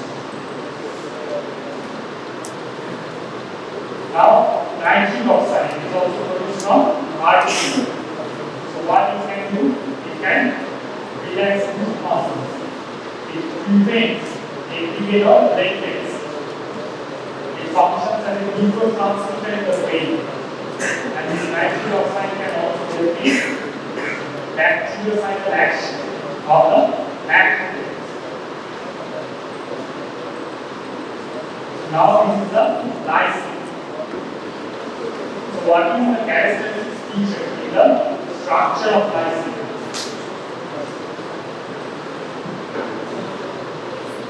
Which one is the alpha curve in this structure? By any amino acid.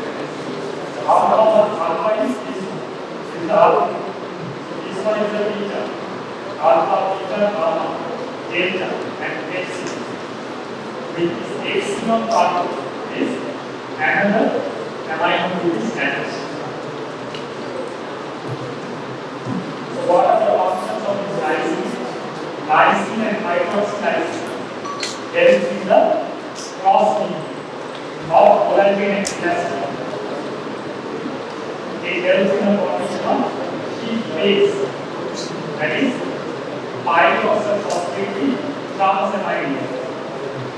It helps in the formation of solid bridges. Solid bridges are very important in the structure of proteins, like hemoglobin. It is also found in high quantity in proteins like histones, and histone helps in the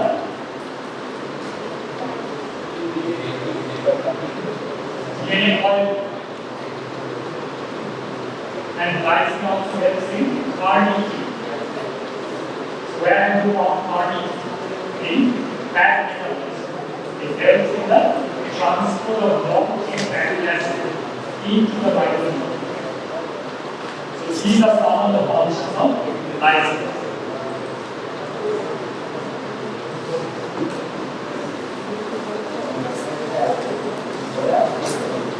Okay, CBS examination. এই 15 minute কথা বলে নিয়ে we will go over there. দুটো different জায়গাতে আমি প্রত্যেককে দেখিয়ে দেবো with the help of a demonstration stethoscope. মানে আমি যা শুনছি তুমিও তাও শুনছো কিনা I can understand. সেইটাই। তাহলে কি শুনছো সেটা খুব important. First of all heart sound, কি সাউন্ড আছে? আজকের পর টাইপিং করে দেবে এটা, বলতে হবে S1 S2। লাপটাপ আর বলবে না। ঠিক আছে, লাপটাপ এই শব্দটা বলবে না। Usually try to avoid the word bicuspid. ওটাকে mitral সব সময় এখন থেকে mitral, all the textbooks are written like that, bicuspid করে আর মেডিকেল টেক্সটবুক গুলো লেখা নেই। It's not wrong but that's a dictum, এইভাবে জিনিসটা। তাহলে ফার্স্ট হচ্ছে S1 S2। S1 S2 কেন, কি করে তৈরি হচ্ছে S1 S2, কিভাবে হচ্ছে S1 S2? S1 কি? bicuspid valve বা mitral valve, আবার বলছি mitral valve ক্লোজার। S2 কি করে হচ্ছে? semilunar valve closure. valve sound গুলো closure, valve opening normally no sound।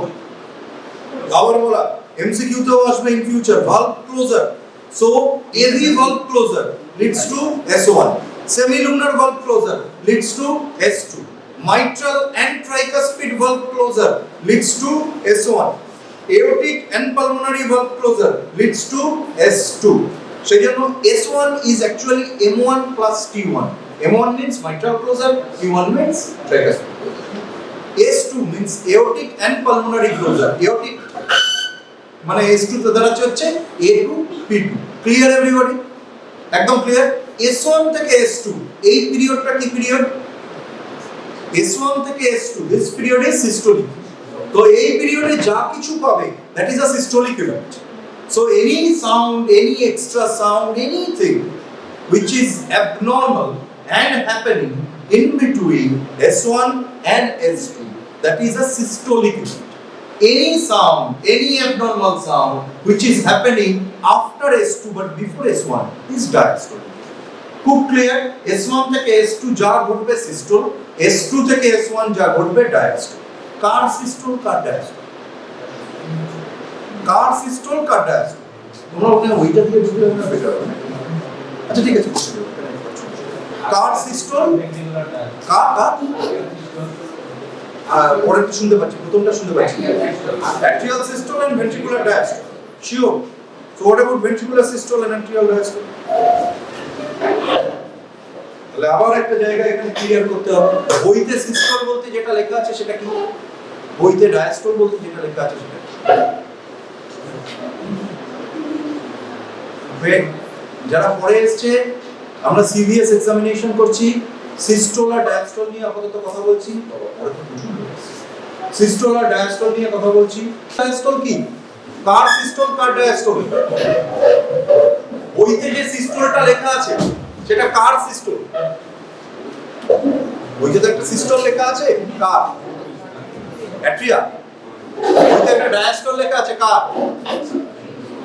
তোমাদের কখনো এই প্রশ্ন মাথায় এসেছে এই যে সিস্টোল ডায়াস্টোল পড়ে যাচ্ছে, কারণ ধরো যখন ভেন্ট্রিকল ডায়াস্টোলে আছে তখন এট্রিয়া সিস্টোলেও থাকতে পারে, ডায়াস্টোলেও থাকতে পারে, তাহলে আমি কি পড়ছি?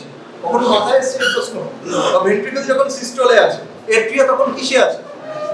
ডায়াস্টোলে আছে। সেটা কখনো মাথায় এসেছে? তাহলে কার সিস্টোল বলা হচ্ছে? এটা একটা প্রবলেম, তো এটা একটা ইস্যু, এটা কখনো ভাবা হয়নি বইতে। যদি যে কোনো জায়গায় if nothing is mentioned before systole or diastole, it is ventricular. And if nothing is mentioned, and if you want to know which ventricle, is usually left ventricle. Mostly left or right ventricle একই সাথে হয়, but by dictum আমরা বইগুলোতে যেগুলো লিখছি সেগুলো usually left ventricle কে standardized unit ধরে লেখা হয়। So anywhere in the world, any textbook reference, when systolic ejection fraction, all these are they are discussing about ventricle. তাহলে এট্রিয়া কি করে? এট্রিয়া হলে এট্রিয়াল সিস্টোলটা উল্লেখ করতে হবে। So you have to use the name atrial before systole or before diastole. So if the event is atrial or anything apart from the ventricle, you have to mention the name of the chamber before that. And this is the way every textbook is. Clear হয়ে গেল প্রত্যেকে? তাহলে S1 S2 S2 S3 S4 S3 S4 টা পরে আসবো। S1 and S2 systole হচ্ছে S1 and S2 এর মাঝখানে, that is the ventricular systole. আরো ইজি করতে চাইলে if you just think of left ventricular systole, it's okay. কারণ ফার্স্ট ইয়ারে লেফট ভেন্ট্রিকলের ইস্যু নিয়েই 90% of the CVS will be dealt. Right ventricular issue খুব কম রাখা আছে। The more you advance in your curriculum, right ventricular issues will come. এখন মোটামুটি left ventricle করলেই হবে। মোস্টলি রাইট ভেন্ট্রিকুলার একটা কোশ্চেনই আসে in the exam, that is JVP, which is completely a right ventricular event or right sided heart event. Right ventricle, right atria connected হচ্ছে JVP, jugular venous process. তার মানে কি left সাইডে নেই, left সাইডেও আছে, but the whole explanation just if you remember about right side is sufficient. ওই একটাই আছে যেটা রাইট নিয়ে maximum other questions are from the left side. Clear everybody? তাহলে so far আমরা কি করলাম? S1 S2 কেন হয় এবং particular theoretical aspect of S1 S2. এবারে আজকের ক্লাসটায় আমরা কি করব? আজকের ক্লাসটায় আমরা S1 S2 শুনবো এবং বোঝার চেষ্টা করব যে এটা S1 এটা S2। ধরো তোমরা যে প্রথমে লাভ ডাব দিয়ে শুরু করেছিলে, তো কারণ চেস্টের উপরে যদি if you put a diaphragm and if you put the two ear knob inside your ears of this stethoscope, you will hear two sounds, tick tick tick tick tick. This way it will go, correct? কোনটা S1 কোনটা S2 এরকম একটা sound ধরে শুনছো, কোনটা S1 কোনটা S2 এর মধ্যে, হ্যাঁ কোনটা S1? আরেকবার, ফার্স্ট একটা S1, ফার্স্ট একটা S1 পরেরটা S2, ফার্স্ট একটা কোনটা? হার্ট কি বলবে? হ্যালো হাই স্টার্ট হলো। ফার্স্ট কোনটা? তুমি কোনটায় ঢুকছো, কোন সময় থেকে শুনছো? তুমি এটা থেকেও ঢুকতে পারো, এটা থেকেও ঢুকতে পারো, কোন জায়গায় ঢুকছো? তুমি তো একটা ক্রস সেকশনে ঢুকছো, কোনটা ফার্স্ট? তুমি এখন আর্থের সারফেসের উপর সোজা উপরের দিকে দাঁড়িয়ে না নিচের দিকে দাঁড়িয়ে? কি করে বুঝবে? অস্ট্রেলিয়ার লোকরা কোন দিকে ওদের মাথা? কি করে বুঝবে? অস্ট্রেলিয়া কি আমাদের উপরে না আমরা উপরে? কি করে বুঝবে? তো এটা মহাশূন্যের মধ্যে আমরা কোন ওরিয়েন্টেশনে আছি কি করে বুঝবো? The only thing gravitational pull এদিক থেকে এদিকে আসে, যেখানেই থাকি gravitational pull আছে, সেরকম এখানেও কোনটা ফার্স্ট কোনটা সেকেন্ড? তাহলে এটা একটা, তার মানে এটা কি বুঝছি? This is fruitless. 1 বা 2 দিয়ে ফার্স্ট সেকেন্ড দিয়ে এটা বোঝাটা ফ্রুটলেস। এনি আদার ওয়ে এটা তো, তার মানে এটা অনেকের যে আইডিয়া ছিল এই আইডিয়াটা ফেলে দিতে হবে। আর কি কোনটা ফার্স্ট স্টার্ট সাউন্ড কোনটা সেকেন্ড সাউন্ড? হ্যাঁ শুনতে পাচ্ছি, যে বলবে জোরে বলবে, ভুলই তো বলবে, যখনই বলবে জোরেই বল। ফ্রিকোয়েন্সি কম বেশি, তুমি এআর রহমানের টিমে কাজ করো, বললে ধরতে পারবে ফ্রিকোয়েন্সি কম বেশি। আদারওয়াইজ এই মিলি সেকেন্ডের মধ্যে কি সত্যি ধরতে পারবে কোনটা ফ্রিকোয়েন্সি? তোমাকে একটা সাউন্ড আমি এরকম শোনালাম, ফ্রিকোয়েন্সি কত? ফ্রিকোয়েন্সির ইউনিট কি? Cycles per second. কত সাইকেলস পার সেকেন্ড আছে?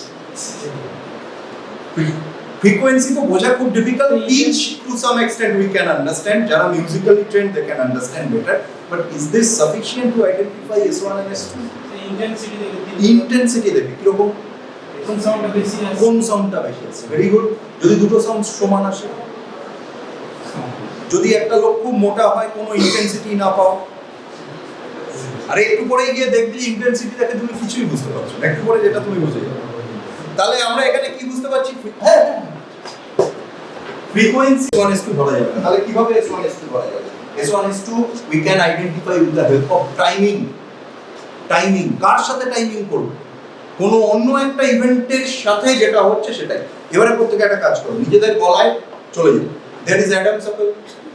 অ্যাডামস অ্যাপেল একদম উপরটা ট্রেস করো। এটা কি থাইরয়েড কার্টিলেজ? থাইরয়েড কার্টিলেজ উপরের লাইনটা ট্রেস করো। লাইনটা ট্রেস করে রাইট সাইডে একটা স্ট্রেট লাইন টানতে হবে। উপর থেকে একদম রাইট সাইডে একটা স্ট্রেট লাইন। এদিকে যে মাসলটা আছে যেটা আমাদের নেককে এই সাইড ঘোরায়, sternocleidomastoid, everybody knows sternocleidomastoid the straight muscle যেটা এখানে আছে। তাহলে স্টার্নোক্লিডোমাস্টয়েডের একটা অ্যান্টেরিয়র বর্ডার আছে, সামনের যে বর্ডারটা। এই অ্যাডামস অ্যাপেলের যে মানে থাইরয়েড কার্টিলেজের উপর থেকে স্টার্নোক্লিডোমাস্টয়েড অবধি যদি একটা লাইন টানি, একটা পয়েন্ট থাকবে তো যেখানটা ইন্টারসেক্ট করবে, এটা অ্যান্টেরিয়র বর্ডার অফ স্টার্নোক্লিডোমাস্টয়েড, এটা উপর থেকে যাচ্ছে। So there is a point যেখানে দুটো লাইন ইন্টারসেক্ট করছে, খোঁজো সেই পয়েন্টে হাত দাও and there is a pulsation. পেয়েছো? That is carotid pulse. পেয়েছো? যারা পাওনি তারা মাথা সোজা রাখো, সোজা রেখে আরেকবার দেখো। কজন পেয়েছো? অনেকেই পেয়ে গেছে। যারা পাওনি তাদের জাস্ট একটু পজিশনাল প্রবলেম হচ্ছে। এখানে হাত দাও। Are you getting a pulse? Maximum লোক পালসটা পেয়েছো। যারা পাওনি জাস্ট মাথা ঠান্ডা রেখে স্লোলি চেষ্টা করবে, পেয়ে যাবে। দুটো জিনিস, দু হাত দিয়ে পালস ধরতে যাবে না। First of all there's a chance of second, do not compress or massage this one, করতে যাবে না। এগেইন এখানে ক্যারোটিড সাইনাস থাকে, সুইচ অন হয়ে গেলে there will be drop in below, এই জিনিসটা করতে যাবে। there will be drop in heart. just পেশেন্টের ক্ষেত্রেও, তোমার বন্ধুর ক্ষেত্রেও, সাবজেক্টের ক্ষেত্রেও টু ফিঙ্গার স্লোলি জাস্ট রাখো। খুব স্ট্রং পালস, যে কেউ পাবে। না পেলে ভয়ের কথা, মোস্ট লাইকলি আমরা যা দেখছি তা নয়, আদারওয়াইজ পাবে। সেই রকম যদি কেউ না হয় তাহলে পাবে। ঠিক আছে? তো মোটামুটি এই হচ্ছে ব্যাপার। এইবারে যেটা হচ্ছে, তাহলে পালসটাকে ফিল করো। দেখবে পালস মানে কি, সামথিং ইজ, পালসটা কি আসছে, একটা পালস ওয়েভ আসছে, তার হাতটা একবার উপরের দিকে যাচ্ছে নামছে, উপরের দিকে যাচ্ছে নামছে, এটাই তো। এই যে উপরের দিকে যাচ্ছে, দা আপস্ট্রোক অফ ক্যারোটিড পালস, তার সঙ্গে যে হার্ট সাউন্ডটা করোবরেট করে। হার্ট সাউন্ড কি আসছে? টাক টাক টাক টাক টাক টাক টাক টাক। এর মধ্যে দেখবে টাক টাক টাক টাক টাক টাক টাক। এইখানে রিফ্লেক্সটা জেনারেট করার চেষ্টা করে। আপস্ট্রোকটা যে সময় আসছে হাতে, সেই সময় যে সাউন্ডটা পাওয়া যাচ্ছে দ্যাট ইজ S1। এটাই আমরা এখন শিখব। আপস্ট্রোকটা যে সময় আসছে, সেই সময় যে সাউন্ডটা পাওয়া যাচ্ছে দ্যাট ইজ S1। মানে কি রকম, যারা মিউজিক্যালি ট্রেন্ড, প্রত্যেকটা বিটে হার্ট সাউন্ড চলছে, 4/4 বিট, প্রত্যেকটা বিটে হার্ট সাউন্ড চলছে। ক্যারোটিড চলছে one off one off one off one off. Clear? অফটা হচ্ছে S2। আর অফটা নিয়ে ভাবতেই হবে না। প্রথম যেটা, যেই বিটটাতে আপস্ট্রোক হচ্ছে আর যে বিটটাতে সাউন্ড আসছে দ্যাট ইজ S1। ক্যারোটিডের আপস্ট্রোকের সঙ্গে যে হার্ট সাউন্ড পাওয়া যায় সেটাকে S1 বলে। বইতে লেখা আছে heart sound that is corroborating with carotid pulse is S1। এইটা তার রহস্য। বাংলায় ভাবলে জিনিসটাই, দি আদার সাউন্ড ইজ S2।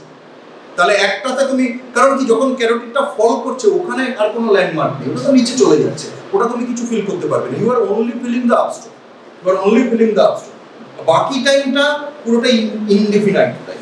এইটুকু টাইমটা ইভেন্ট, বাকিটা ইনডেফিনাইট টাইম। আবার পরেরটা অবধি তুমি এক্স্যাক্টলি কোনো পয়েন্ট বের করতে পারবে না। তো the moment it happens, the closest heart sound which is happening almost at the same time of carotid upstroke is S1. The next sound is S2.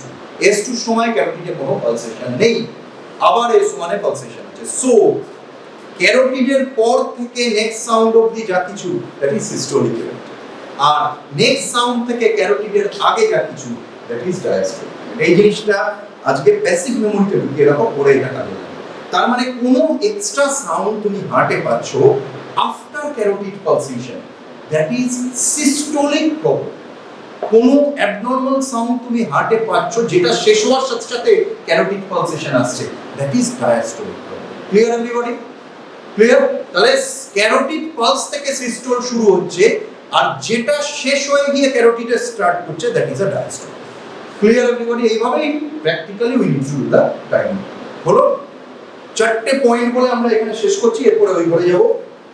কোন কোন জায়গাতে আমাদেরকে হার্ট সাউন্ড শুনতে হবে? First is the mitrals. মাইট্রালটা কোথায়? Apex বিটের position কি? লেফট। এপেক্স বিট হয়েছে তো? হয়ে গেছে তো এপেক্স বিট? সেম পজিশন, মাইট্রালও same position. Left fifth intercostal space 1 centimetre medial to the mid clavicular, approximately এরকম জায়গাতে মাইট্রাল আছে। Clear everybody? ট্রাইকাসপিড কোথায় আছে? Tricuspid position left fourth intercostal space lower left sternal border. আবার বলবো এগুলো, just শুনে রাখো। পালমোনারি কোথায় আছে? লেফট সেকেন্ড ইন্টারকস্টাল স্পেস আপার লেফট স্টার্নাল বর্ডার। এওটিক কোথায় আছে? Right second intercostal space upper left sternal, upper right sternal border. Only one heart sound space হচ্ছে right এ, সেটা হচ্ছে aortic. All other on the left. তাহলে যদি আমি ছবি আঁকি, যদি এরকম একটা মানুষ হয়, তাহলে এইখানটায় হচ্ছে mitral, এইখানটায় tricuspid, এইখানটায় pulmonary, এইখানটায় aortic. This is sternal. This is heart. এগুলো হচ্ছে। তাহলে তুমি বলতে পারো এওটিকটা তো এওটার উপরে ঠিক নয়, অ্যাকচুয়ালি নয়। সাউন্ডের ডিরেকশনটা যেখানটা হিট করছে সেই পয়েন্টটা বলা হচ্ছে। মাইট্রাল ভালভ তো এপেক্সে নেই, মাইট্রাল ভালভ তো এপেক্সে নেই, তাহলে মাইট্রাল বলছি কেন? কিছু না, সাউন্ডের যে যে ব্লাডের কলামটা যে ডিরেকশনে যাচ্ছে সেই ডিরেকশনে maximum sound. So these are the maximum possible sound which can be obtained on surface about some underlying differently placed important structure. Mitral valve এখানে আছে, কিন্তু direction is to the apex. ওই পয়েন্টটাতে আমি ম্যাক্সিমাম সাউন্ড পাবো, যেটা mitral area সম্পর্কে আমাকে maximum idea. Similarly aortic valve exactly এই জায়গাতে নেই, কিন্তু আউটফ্লোটা এই ডিরেকশনে ম্যাক্সিমাম হচ্ছে, so I will get the maximum sound. Clear everybody? What are the process you could see? So first one is, so we'll go back to the previous slide.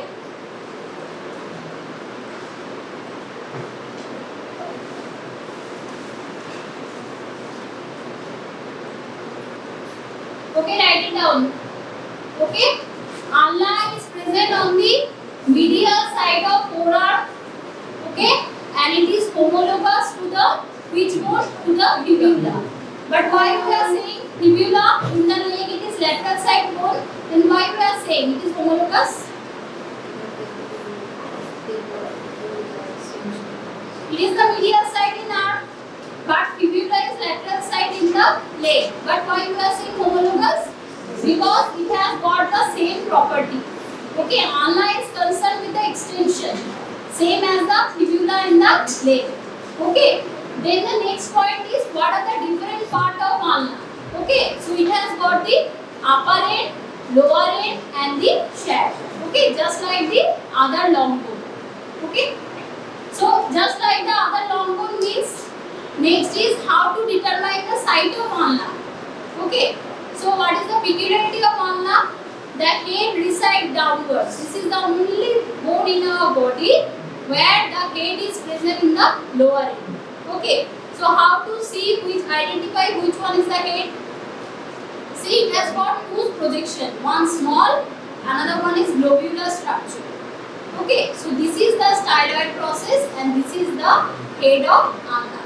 Okay, then next thing you have to see which one is the sharpest border. Okay, it has got three borders, among that which one is the sharpest? Lateral border. So it will be having which part? That is the intraosseous membrane along with the radius. Okay, you could see over here. Okay, how the ulna is present on the medial side, lateral side, radius, in between intraosseous membrane.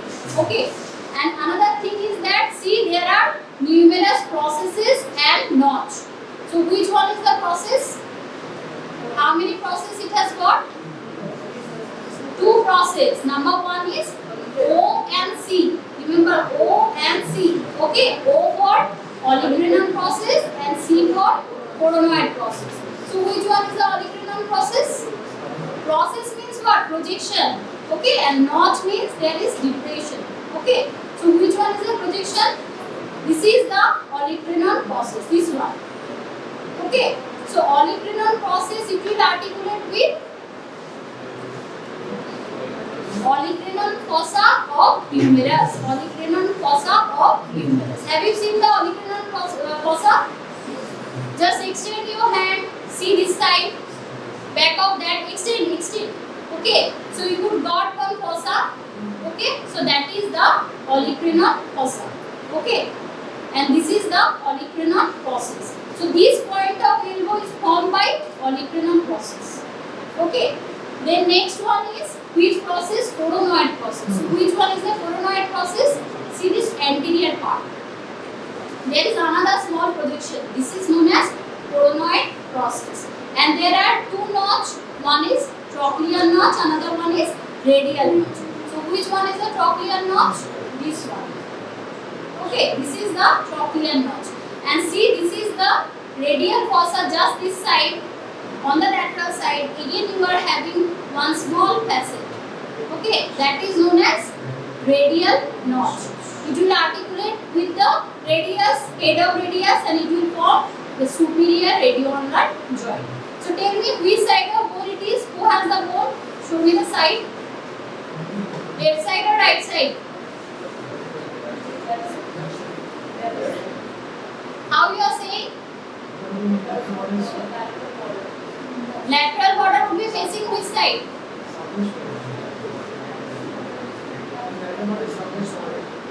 Lateral border টা কোন দিকে face করবে? এটা lateral side থাকবে along with the radius. Okay, then see, this is the styloid process. This projected part would be on the side, on the which side? So which side of bone it is? It would be facing medially. So which side of bone it is? Left side. For me it is left side. Okay. So by that way you have to determine the side of or anatomical position of the ulnar. Okay. Side determination, styloid process would be facing medially. Okay, because it would be like this. Okay, and the head of the ulnar would be laterally, and this intraosseous border, which is the sharp border, it would be also facing laterally, because there is intraosseous membrane which is intervening between the radius and ulnar. Okay. So these are the process. Okay, now see, write it down. Side determination. There is a hook-like end. Hook-like end. Okay, which would be facing upwards. This notch. Hook-like end, which would be facing upwards.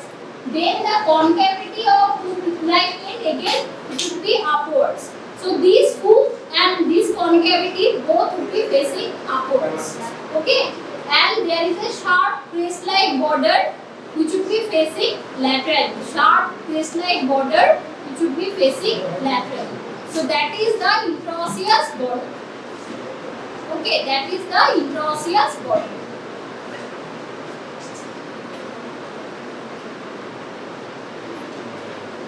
So see, in my bone I have got another thing. There is a foramina on the posterior side. So you will see whether you could get or not. That is the nutrient foramina on the posterior surface, just above this radial notch. Just above the radial notch, there is one foramina.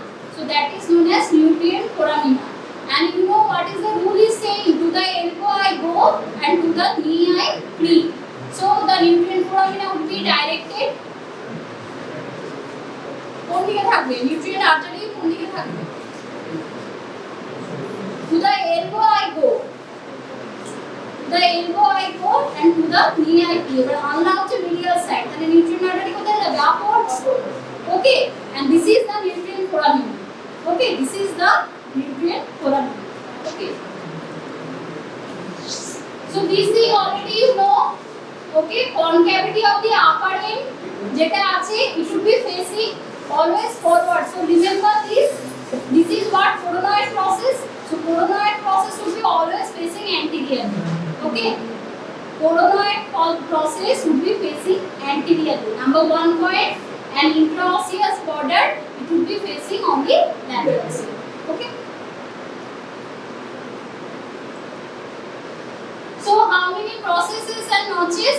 It has two processes. One is olecranon process, another one is the coronoid process. Okay, and it has got two notches, one for the propylene notch, another one is radial notch. Okay, so write it down. It has got two processes and two notches.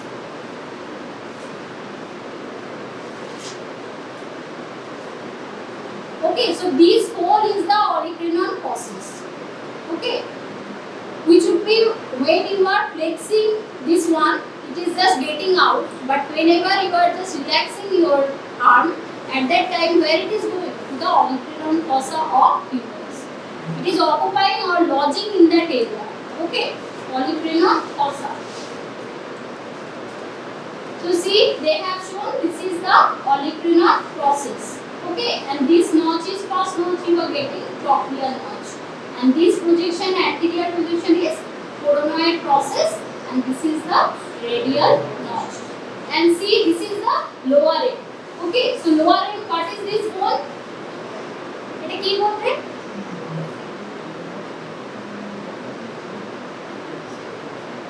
Radius. This is radius, lower end of radius. I told you it has got one triangular facet, one another quadrangular facet. This is for the scaphoid and this is for the lunate. Okay, so this joint, another name is radiocarpal joint. Ulnar won't come. Remember, ulnar never comes. Okay, so this is the radiocarpal joint. And see the ulnar, just two end. This globular end is head, and this hook-like projection. This is the styloid process. Okay, and see how the interosseous membrane. Okay, and you know what is this foramen is called? Why it is not continuous? Definitely it will be pierced by something. Pierced by কি আছে? কতগুলো interosseous nerve আছে? Anterior interosseous, posterior interosseous. Anterior interosseous is a branch of median nerve. Posterior interosseous is a branch of radial nerve. আর আরেকটা artery আমরা পেয়েছি, দুটো artery, anterior and posterior interosseous artery. Both are branch of which artery? Yesterday only we studied. Joyশ্রী, কোন artery branch? ulnar artery. আমি বললাম না radial artery এর একটাই ব্রাঞ্চ, যেটা হচ্ছে recurrent radial artery. But the ulnar artery has the cubital fossa কালকে বললাম না, it has got three branches. One is anterior and posterior interosseous artery, and another one is the recurrent ulnar artery. Three branches. Okay, so this is one of the branch. So that's why you are seeing so many discontinuation between the interosseous membrane. And how many joint it is making? There are three joint. First one is, this is the superior radioulnar joint. This one is the inferior radioulnar joint, and in between that is the middle radioulnar joint. So these two joint are the example of which variety of joint? Pivot. Because radius is rotating, okay, during supination and pronation it is rotating, and this one is syndesmosis. Okay, middle one is the example of syndesmosis. Okay, so now we will study the olecranon process. Which structure is attached over here in the olecranon process? Okay, so it is project upward from the shaft. So see this is the olecranon process, just this one. Okay, this part is the olecranon process. Okay, so it has got how many surfaces? 5. Because this is the superior, this is the anterior, this one is the posterior, this one is the lateral, this one is the medial. So write it down, olecranon process has got 4 aspects. So it has got, okay, number 1, superior surface,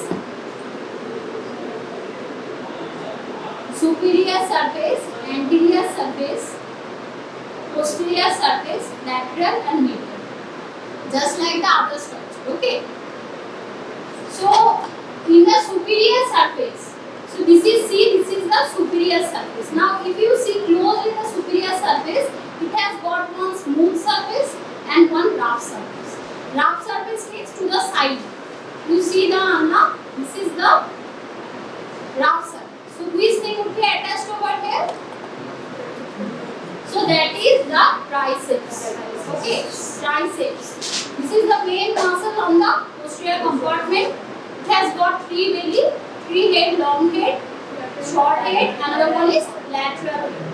Okay, so long head arises from, long head of triceps arises from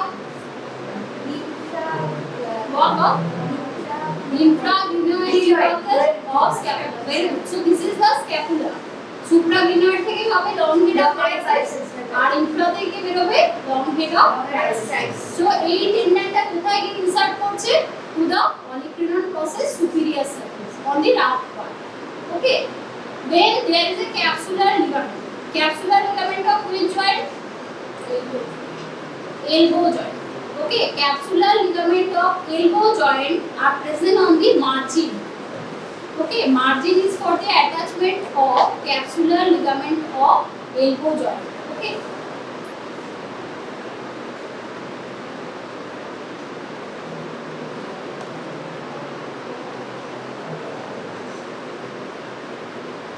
And remember, there is this smooth part. It will articulate with smooth part টা কেন তৈরি হয়েছে? Definitely এটা গিয়ে কোনো বোনের সাথে articulate করবে, সেটা হচ্ছে olecranon fossa of humerus. Okay, that cavity is bony. Okay, so that's why articulating surface is smooth. Okay, so only 2 structure you have to remember. One is triceps on the rough part and on the margin capsular ligament of elbow joint. Okay, smooth part for the olecranon fossa. Smooth part is for olecranon fossa. Okay. And see, if there is no, in order to restrict the friction between the 2 bones, there is the presence of bursa. Okay. So a bursa is located between the tendon of triceps and the capsule. So this bursa named as olecranon bursa. Okay, as because it is present over here, it is denoted olecranon bursa. Okay, anterior surface forms the upper part of trochlear notch. Now see the anterior surface. Which one is the anterior? This one. Okay, so this is the trochlear notch. So it is forming the upper part of trochlear notch. Okay.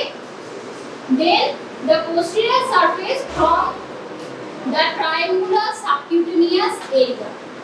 Okay, posterior surface. So this is the posterior surface. See. This is the posterior surface.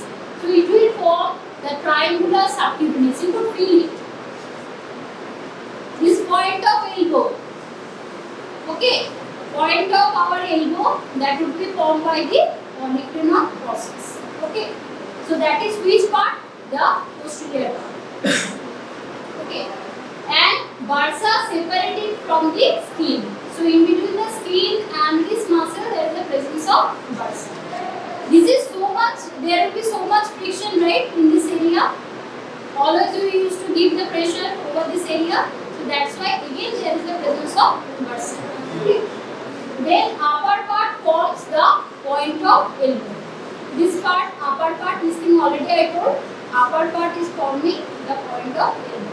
এখানে একটা খুব critical important জিনিস আছে। So suppose there is a fracture of the ulna. Okay. So how to know there is a fracture of the point of elbow? How to know? See, during extension of this forearm, there are 3 bony point. One is the medial epicondyle of humerus, lateral epicondyle of humerus, and this olecranon process. The point of elbow, it would be situated in same horizontal line. Okay. So if there is any fracture, it won't lie in same horizontal line. Okay. So we are keeping one horizontal line between medial epicondyle, come afterwards. Medial epicondyle, lateral epicondyle, and point of elbow. Okay. So write it down. during the fracture of lower end of humerus,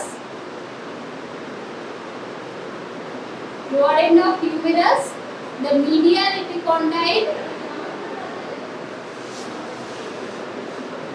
lateral epicondyle, and the point of elbow doesn't lie in same horizontal line.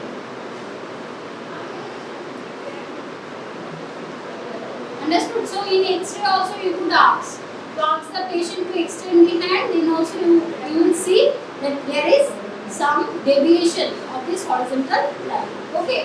So next one, on the medial surface. So this is the olecranon process. Which one would be medial side? So for that way you see this is the sharpest border, lateral border. So this is the medial side. So medial side, which muscles are attached over there? Write it down.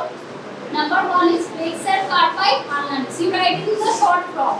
Okay, FCU. Flexor carpi ulnaris. Upper part for FCU, flexor carpi ulnaris. Okay, and flexor digitorum profundus on the lower part. Okay, medial side upper part হচ্ছে FCU, flexor carpi ulnaris, and on the lower part হচ্ছে FDP, that is flexor digitorum profundus. Okay, and again there is one ligament that is known as ulnar collateral ligament. So this is the ligament of elbow joint. Ulnar collateral ligament. Okay. And on the lateral side there is one small muscle that is known as, just in the leg you have got articularis genu. Have you remember? Articularis genu, small deflected part. The same like in our hand there is one small muscle along with supinator. It is known as anconeus. Okay. So on the lateral surface of olecranon process you are having anconeus. Lateral surface of olecranon process have got anconeus. Okay, so once this has been clear to you, then dissection will be easier. Okay, what are the parts written on this board? So now the coronoid process. So which one is the coronoid process? This one is projected part. Now see, it has got how many surfaces? কতগুলো surface আছে দেখ? It has got only 4 surfaces. Okay, so superior, inferior, and along with the anterior and posterior. Okay, so write it down. Superior surface it forms the lower part of trochlear notch. Superior surface from the lower part of trochlear notch.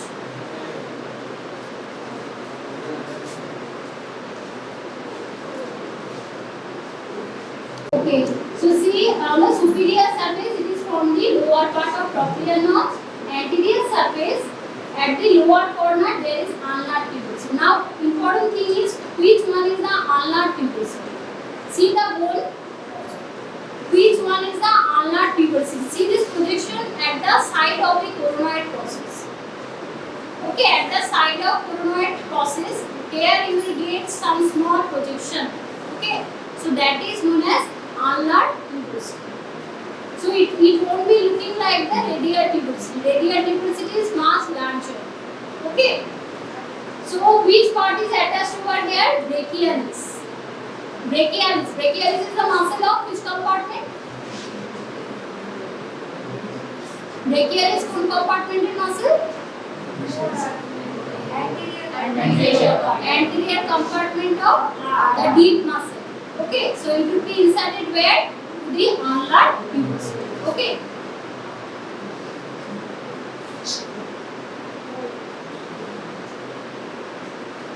So you could also see this rough area. Okay, this is for the attachment of brachialis muscle.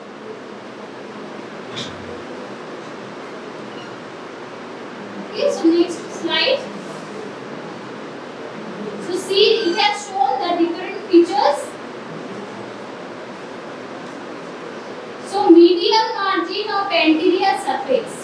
many things are attached. Okay, medial margin on the anterior surface. So this is the coronoid process. So this hole is the medial margin. So from proximal to distal, these things are attached. Please write it down. Number one, anterior band of ulnar collateral ligament. Anterior band of ulnar collateral ligament. Then oblique band of ulnar collateral ligament.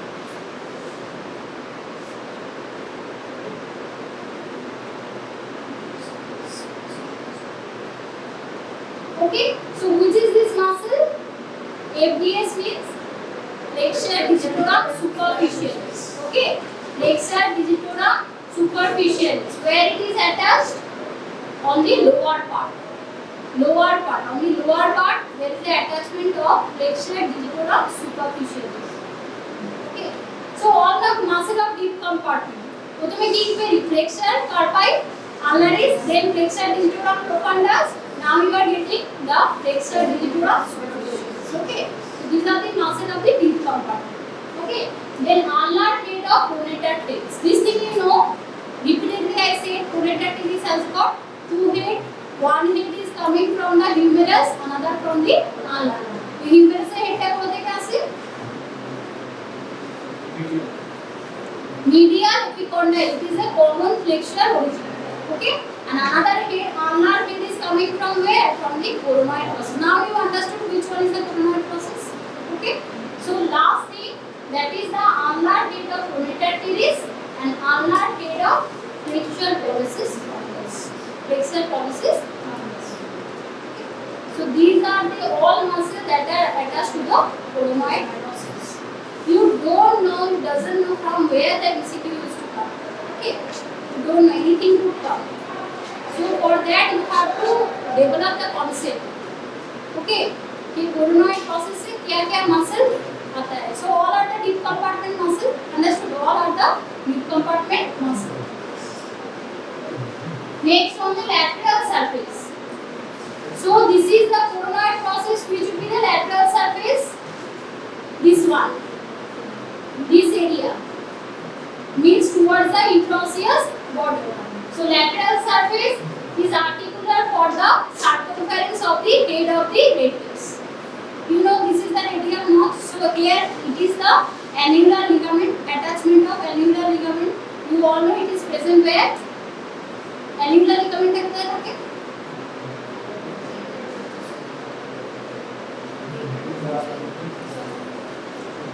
Neck of the radius. I have shown you now the little boy has this arm came out. How? Because of the tear of the annular ligament. So annular ligament is present on the neck of radius. Okay. So here also you are having the annular ligament. That is for the radial notch. Okay. Then on the lower part, lateral surface, there is a depressed area. So which one is the supinator fossa and supinator trace? Okay, for knowing this one, just see this is the radial notch. Just see below, you are having one fossa and one crest. Okay, so this fossa is named as supinator fossa. This is the supinator crest. Both have origin of the supinator. This is the radial notch. Just below, see there is another fossa. Okay, so that is the supinator fossa, and in front you are having one crest. Okay, so these two is for origin of supinator. Okay, on the lateral side. So it also accommodates the radial tuberosity. Okay, it also accommodates the radial tuberosity.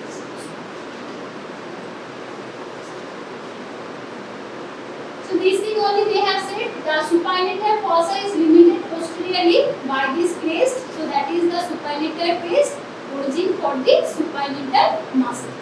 Okay. Now the trochlear notch. So the process is over, olecranon and the coronoid. Now see, this is this concavity. This is the trochlea. Okay. So trochlear notch articulate with the trochlea of humerus. This thing you know. Now, what are the else thing is attached? First one is capsule of elbow joint. First number one is capsule of elbow joint. So it is continuous all over except কোন জায়গাতে থাকবে না except this radial notch because there is a presence of head of radius. Okay, so this capsule of elbow joint is continuous throughout the trochlea except this radial notch where the head of the radius is articulated. Okay. Next one is the radial notch. So in the radial notch it articulates with the head of the radius and it is forming, I have shown you, that is the superior radioulnar joint. Example of pivot joint. Example of pivot joint. Elbow joint is an example of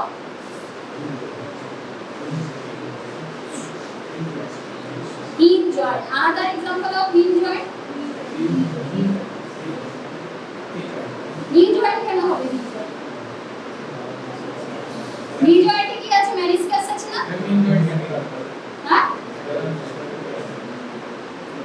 Other example of hinge joint.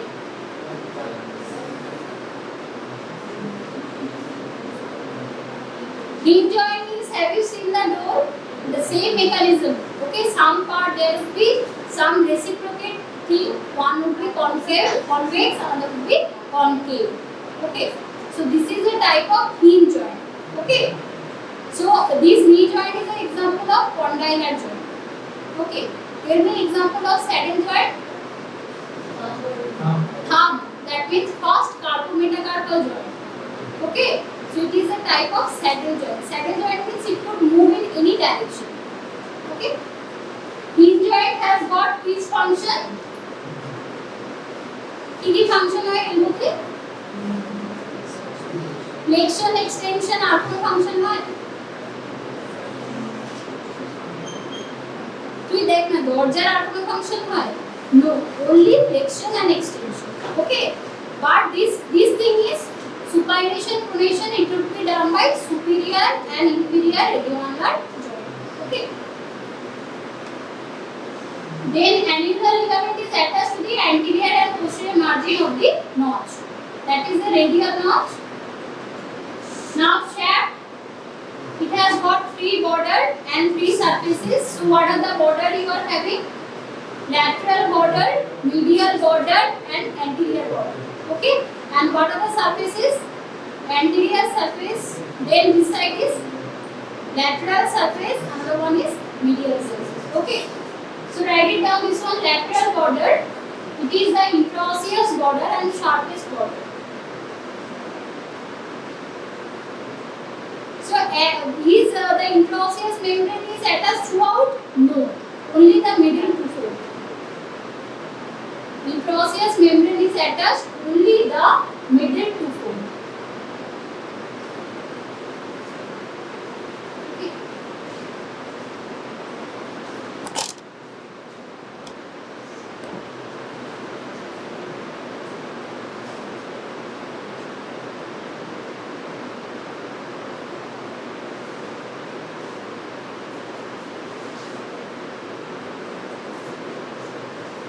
Okay, so here see what are the muscle insertion is on the blue color. So what are the muscle? Triceps and anconeus. And anteriorly which muscle? Brachial. So only insertion is easy. Only three muscle coming from above. Brachial is triceps and anconeus. And what are the origins? Is so many muscles. Supinator. Then next one is abductor pollicis longus, extensor pollicis longus, extensor indicis. Three muscle. And this side all the flexor muscle. The pronator, quadratus, pronator, teres, along with the flexor digitorum profundus, flexor digitorum superficialis, flexor pollicis longus. Okay, all the flexor muscle. So now at the anterior border, it is thick and round. Anterior border, it is thick and round, and upper 3/4 is covered with FDP, that is flexor digitorum profundus. Okay. So anterior border is covered by, upper 3/4 is covered by flexor digitorum profundus.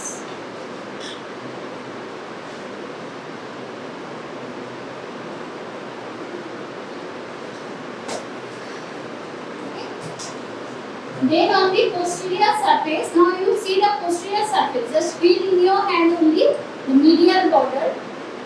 Medial border. Okay, medial border of ulna. It is subcutaneous. You could feel it.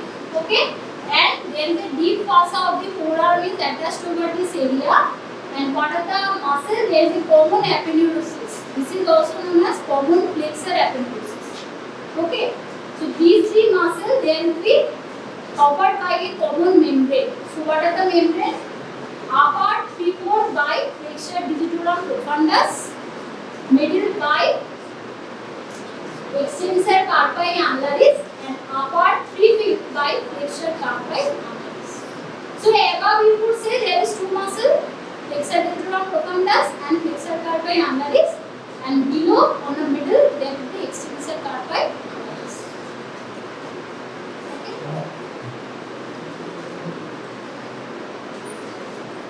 Now on the anterior surface twisting is left upper 3/4 by the flexor digitorum profundus, and the lower 1/4 you know here on the wrist one muscle that is known as pronator quadriceps.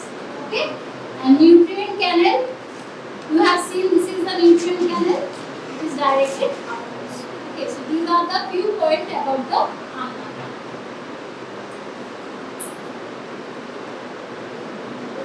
Pronator quadriceps origin कहाँ पर है?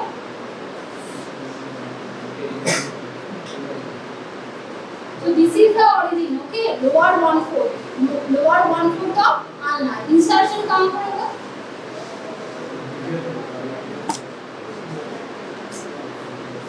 Styloid process of radius. Because this radius is only moving, okay? Origin, what we know, origin is fixed, but insertion is moving. Okay. So origin on the ulna, insertion on the radius. Now on the medial surface, upper 3/4 again flexor digitorum profundus. So if you doesn't remember anything, just mention this muscle. Okay, flexor digitorum profundus. What is the nerve supply? Most thickest muscle, no? Flexor surface is radial, not the medial. It is a hybrid muscle supplied by two nerves. The lateral half by medial nerve and medial half by ulnar nerve. Okay, I told 1.5 muscle. So what is another one muscle? Flexor carpi annularis. Okay. So see posterior surface. So it is just lies between the posterior interosseous body. Posterior and interosseous body. So that is the posterior surface. No structure is attached over there. Okay. It is subcutaneous again. Now coming the lower end. So lower end of ulna has two things. One is head and the one is styloid process. So at first we will come about the head. So head articulate along with the ulnar notch. Although it is an ulnar notch, it is a part of which one? Radius. Okay, remember this thing, ulnar notch of radius. So that's why it is making inferior reticular joint. So if I will ask, tell me the part of superior reticular joint.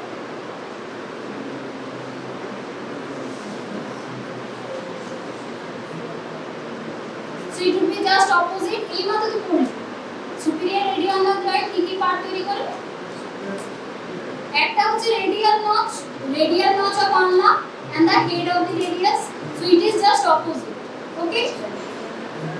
So here the ulnar notch of radius and head of ulna. Okay.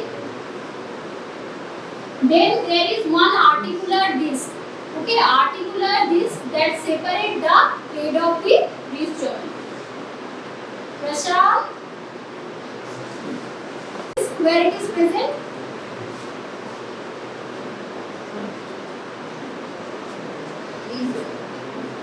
So you know wrist joint, just now I said it is formed by the radius and the two carpal bones, scaphoid and lunate. So in between definitely some soft structure is there. what is that? Articular disc. Okay. So these articular discs, it will separate the head of the ulna with the radiocarpal joint. Okay. There is a presence of articular disc.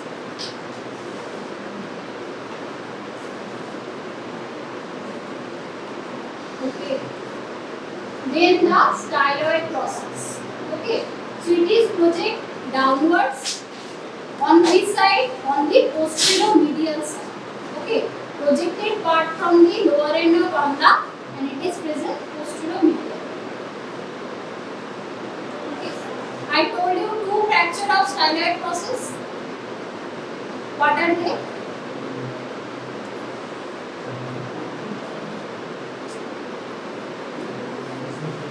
What are the two type of fracture of radial styloid process?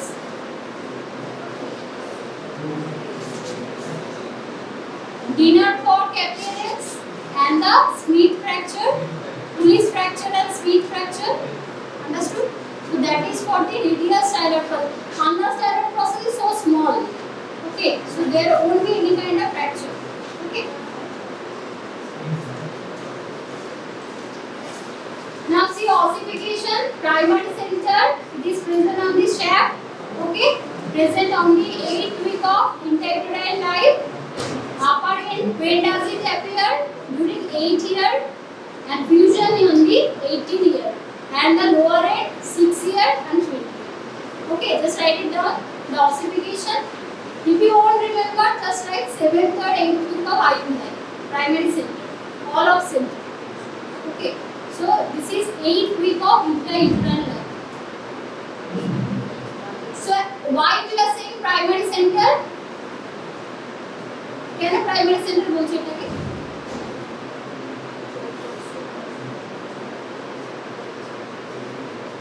Defines the primary ossification center.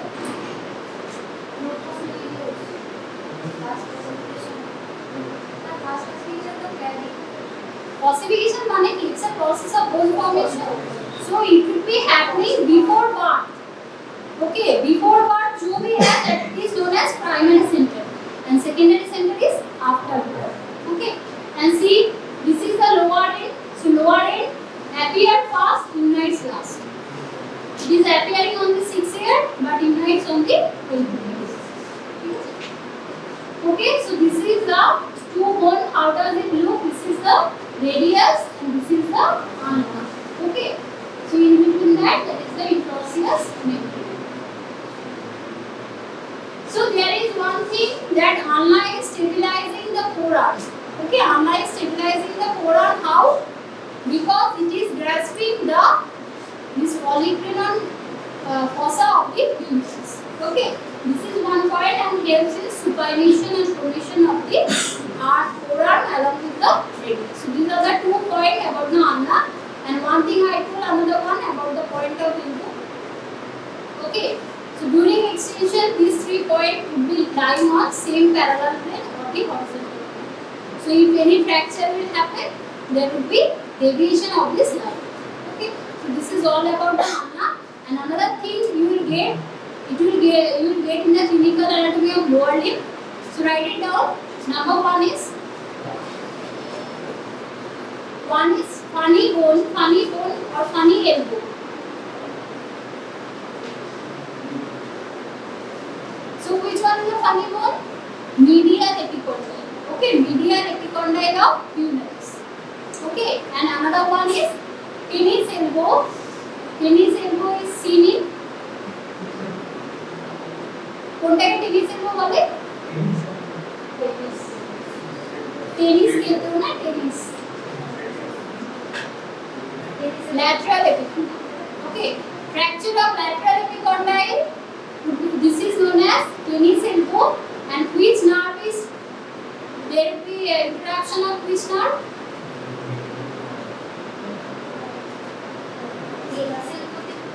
lateral epicondyle এ কি আছে, কোন nerve আছে?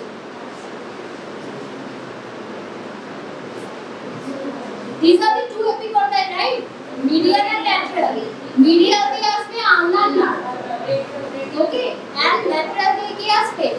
Radial nerve. Okay, so there will be interaction of these two nerve. Okay, radial nerve and the ulnar.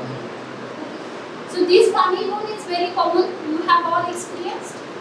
Okay, this medial epicondyle. Just keep like this. You will have the tingling sensation. Okay, where this 1.5 finger along with this polar. Okay, so that is all about the ulnar. Go and study from this one, and also you will see from the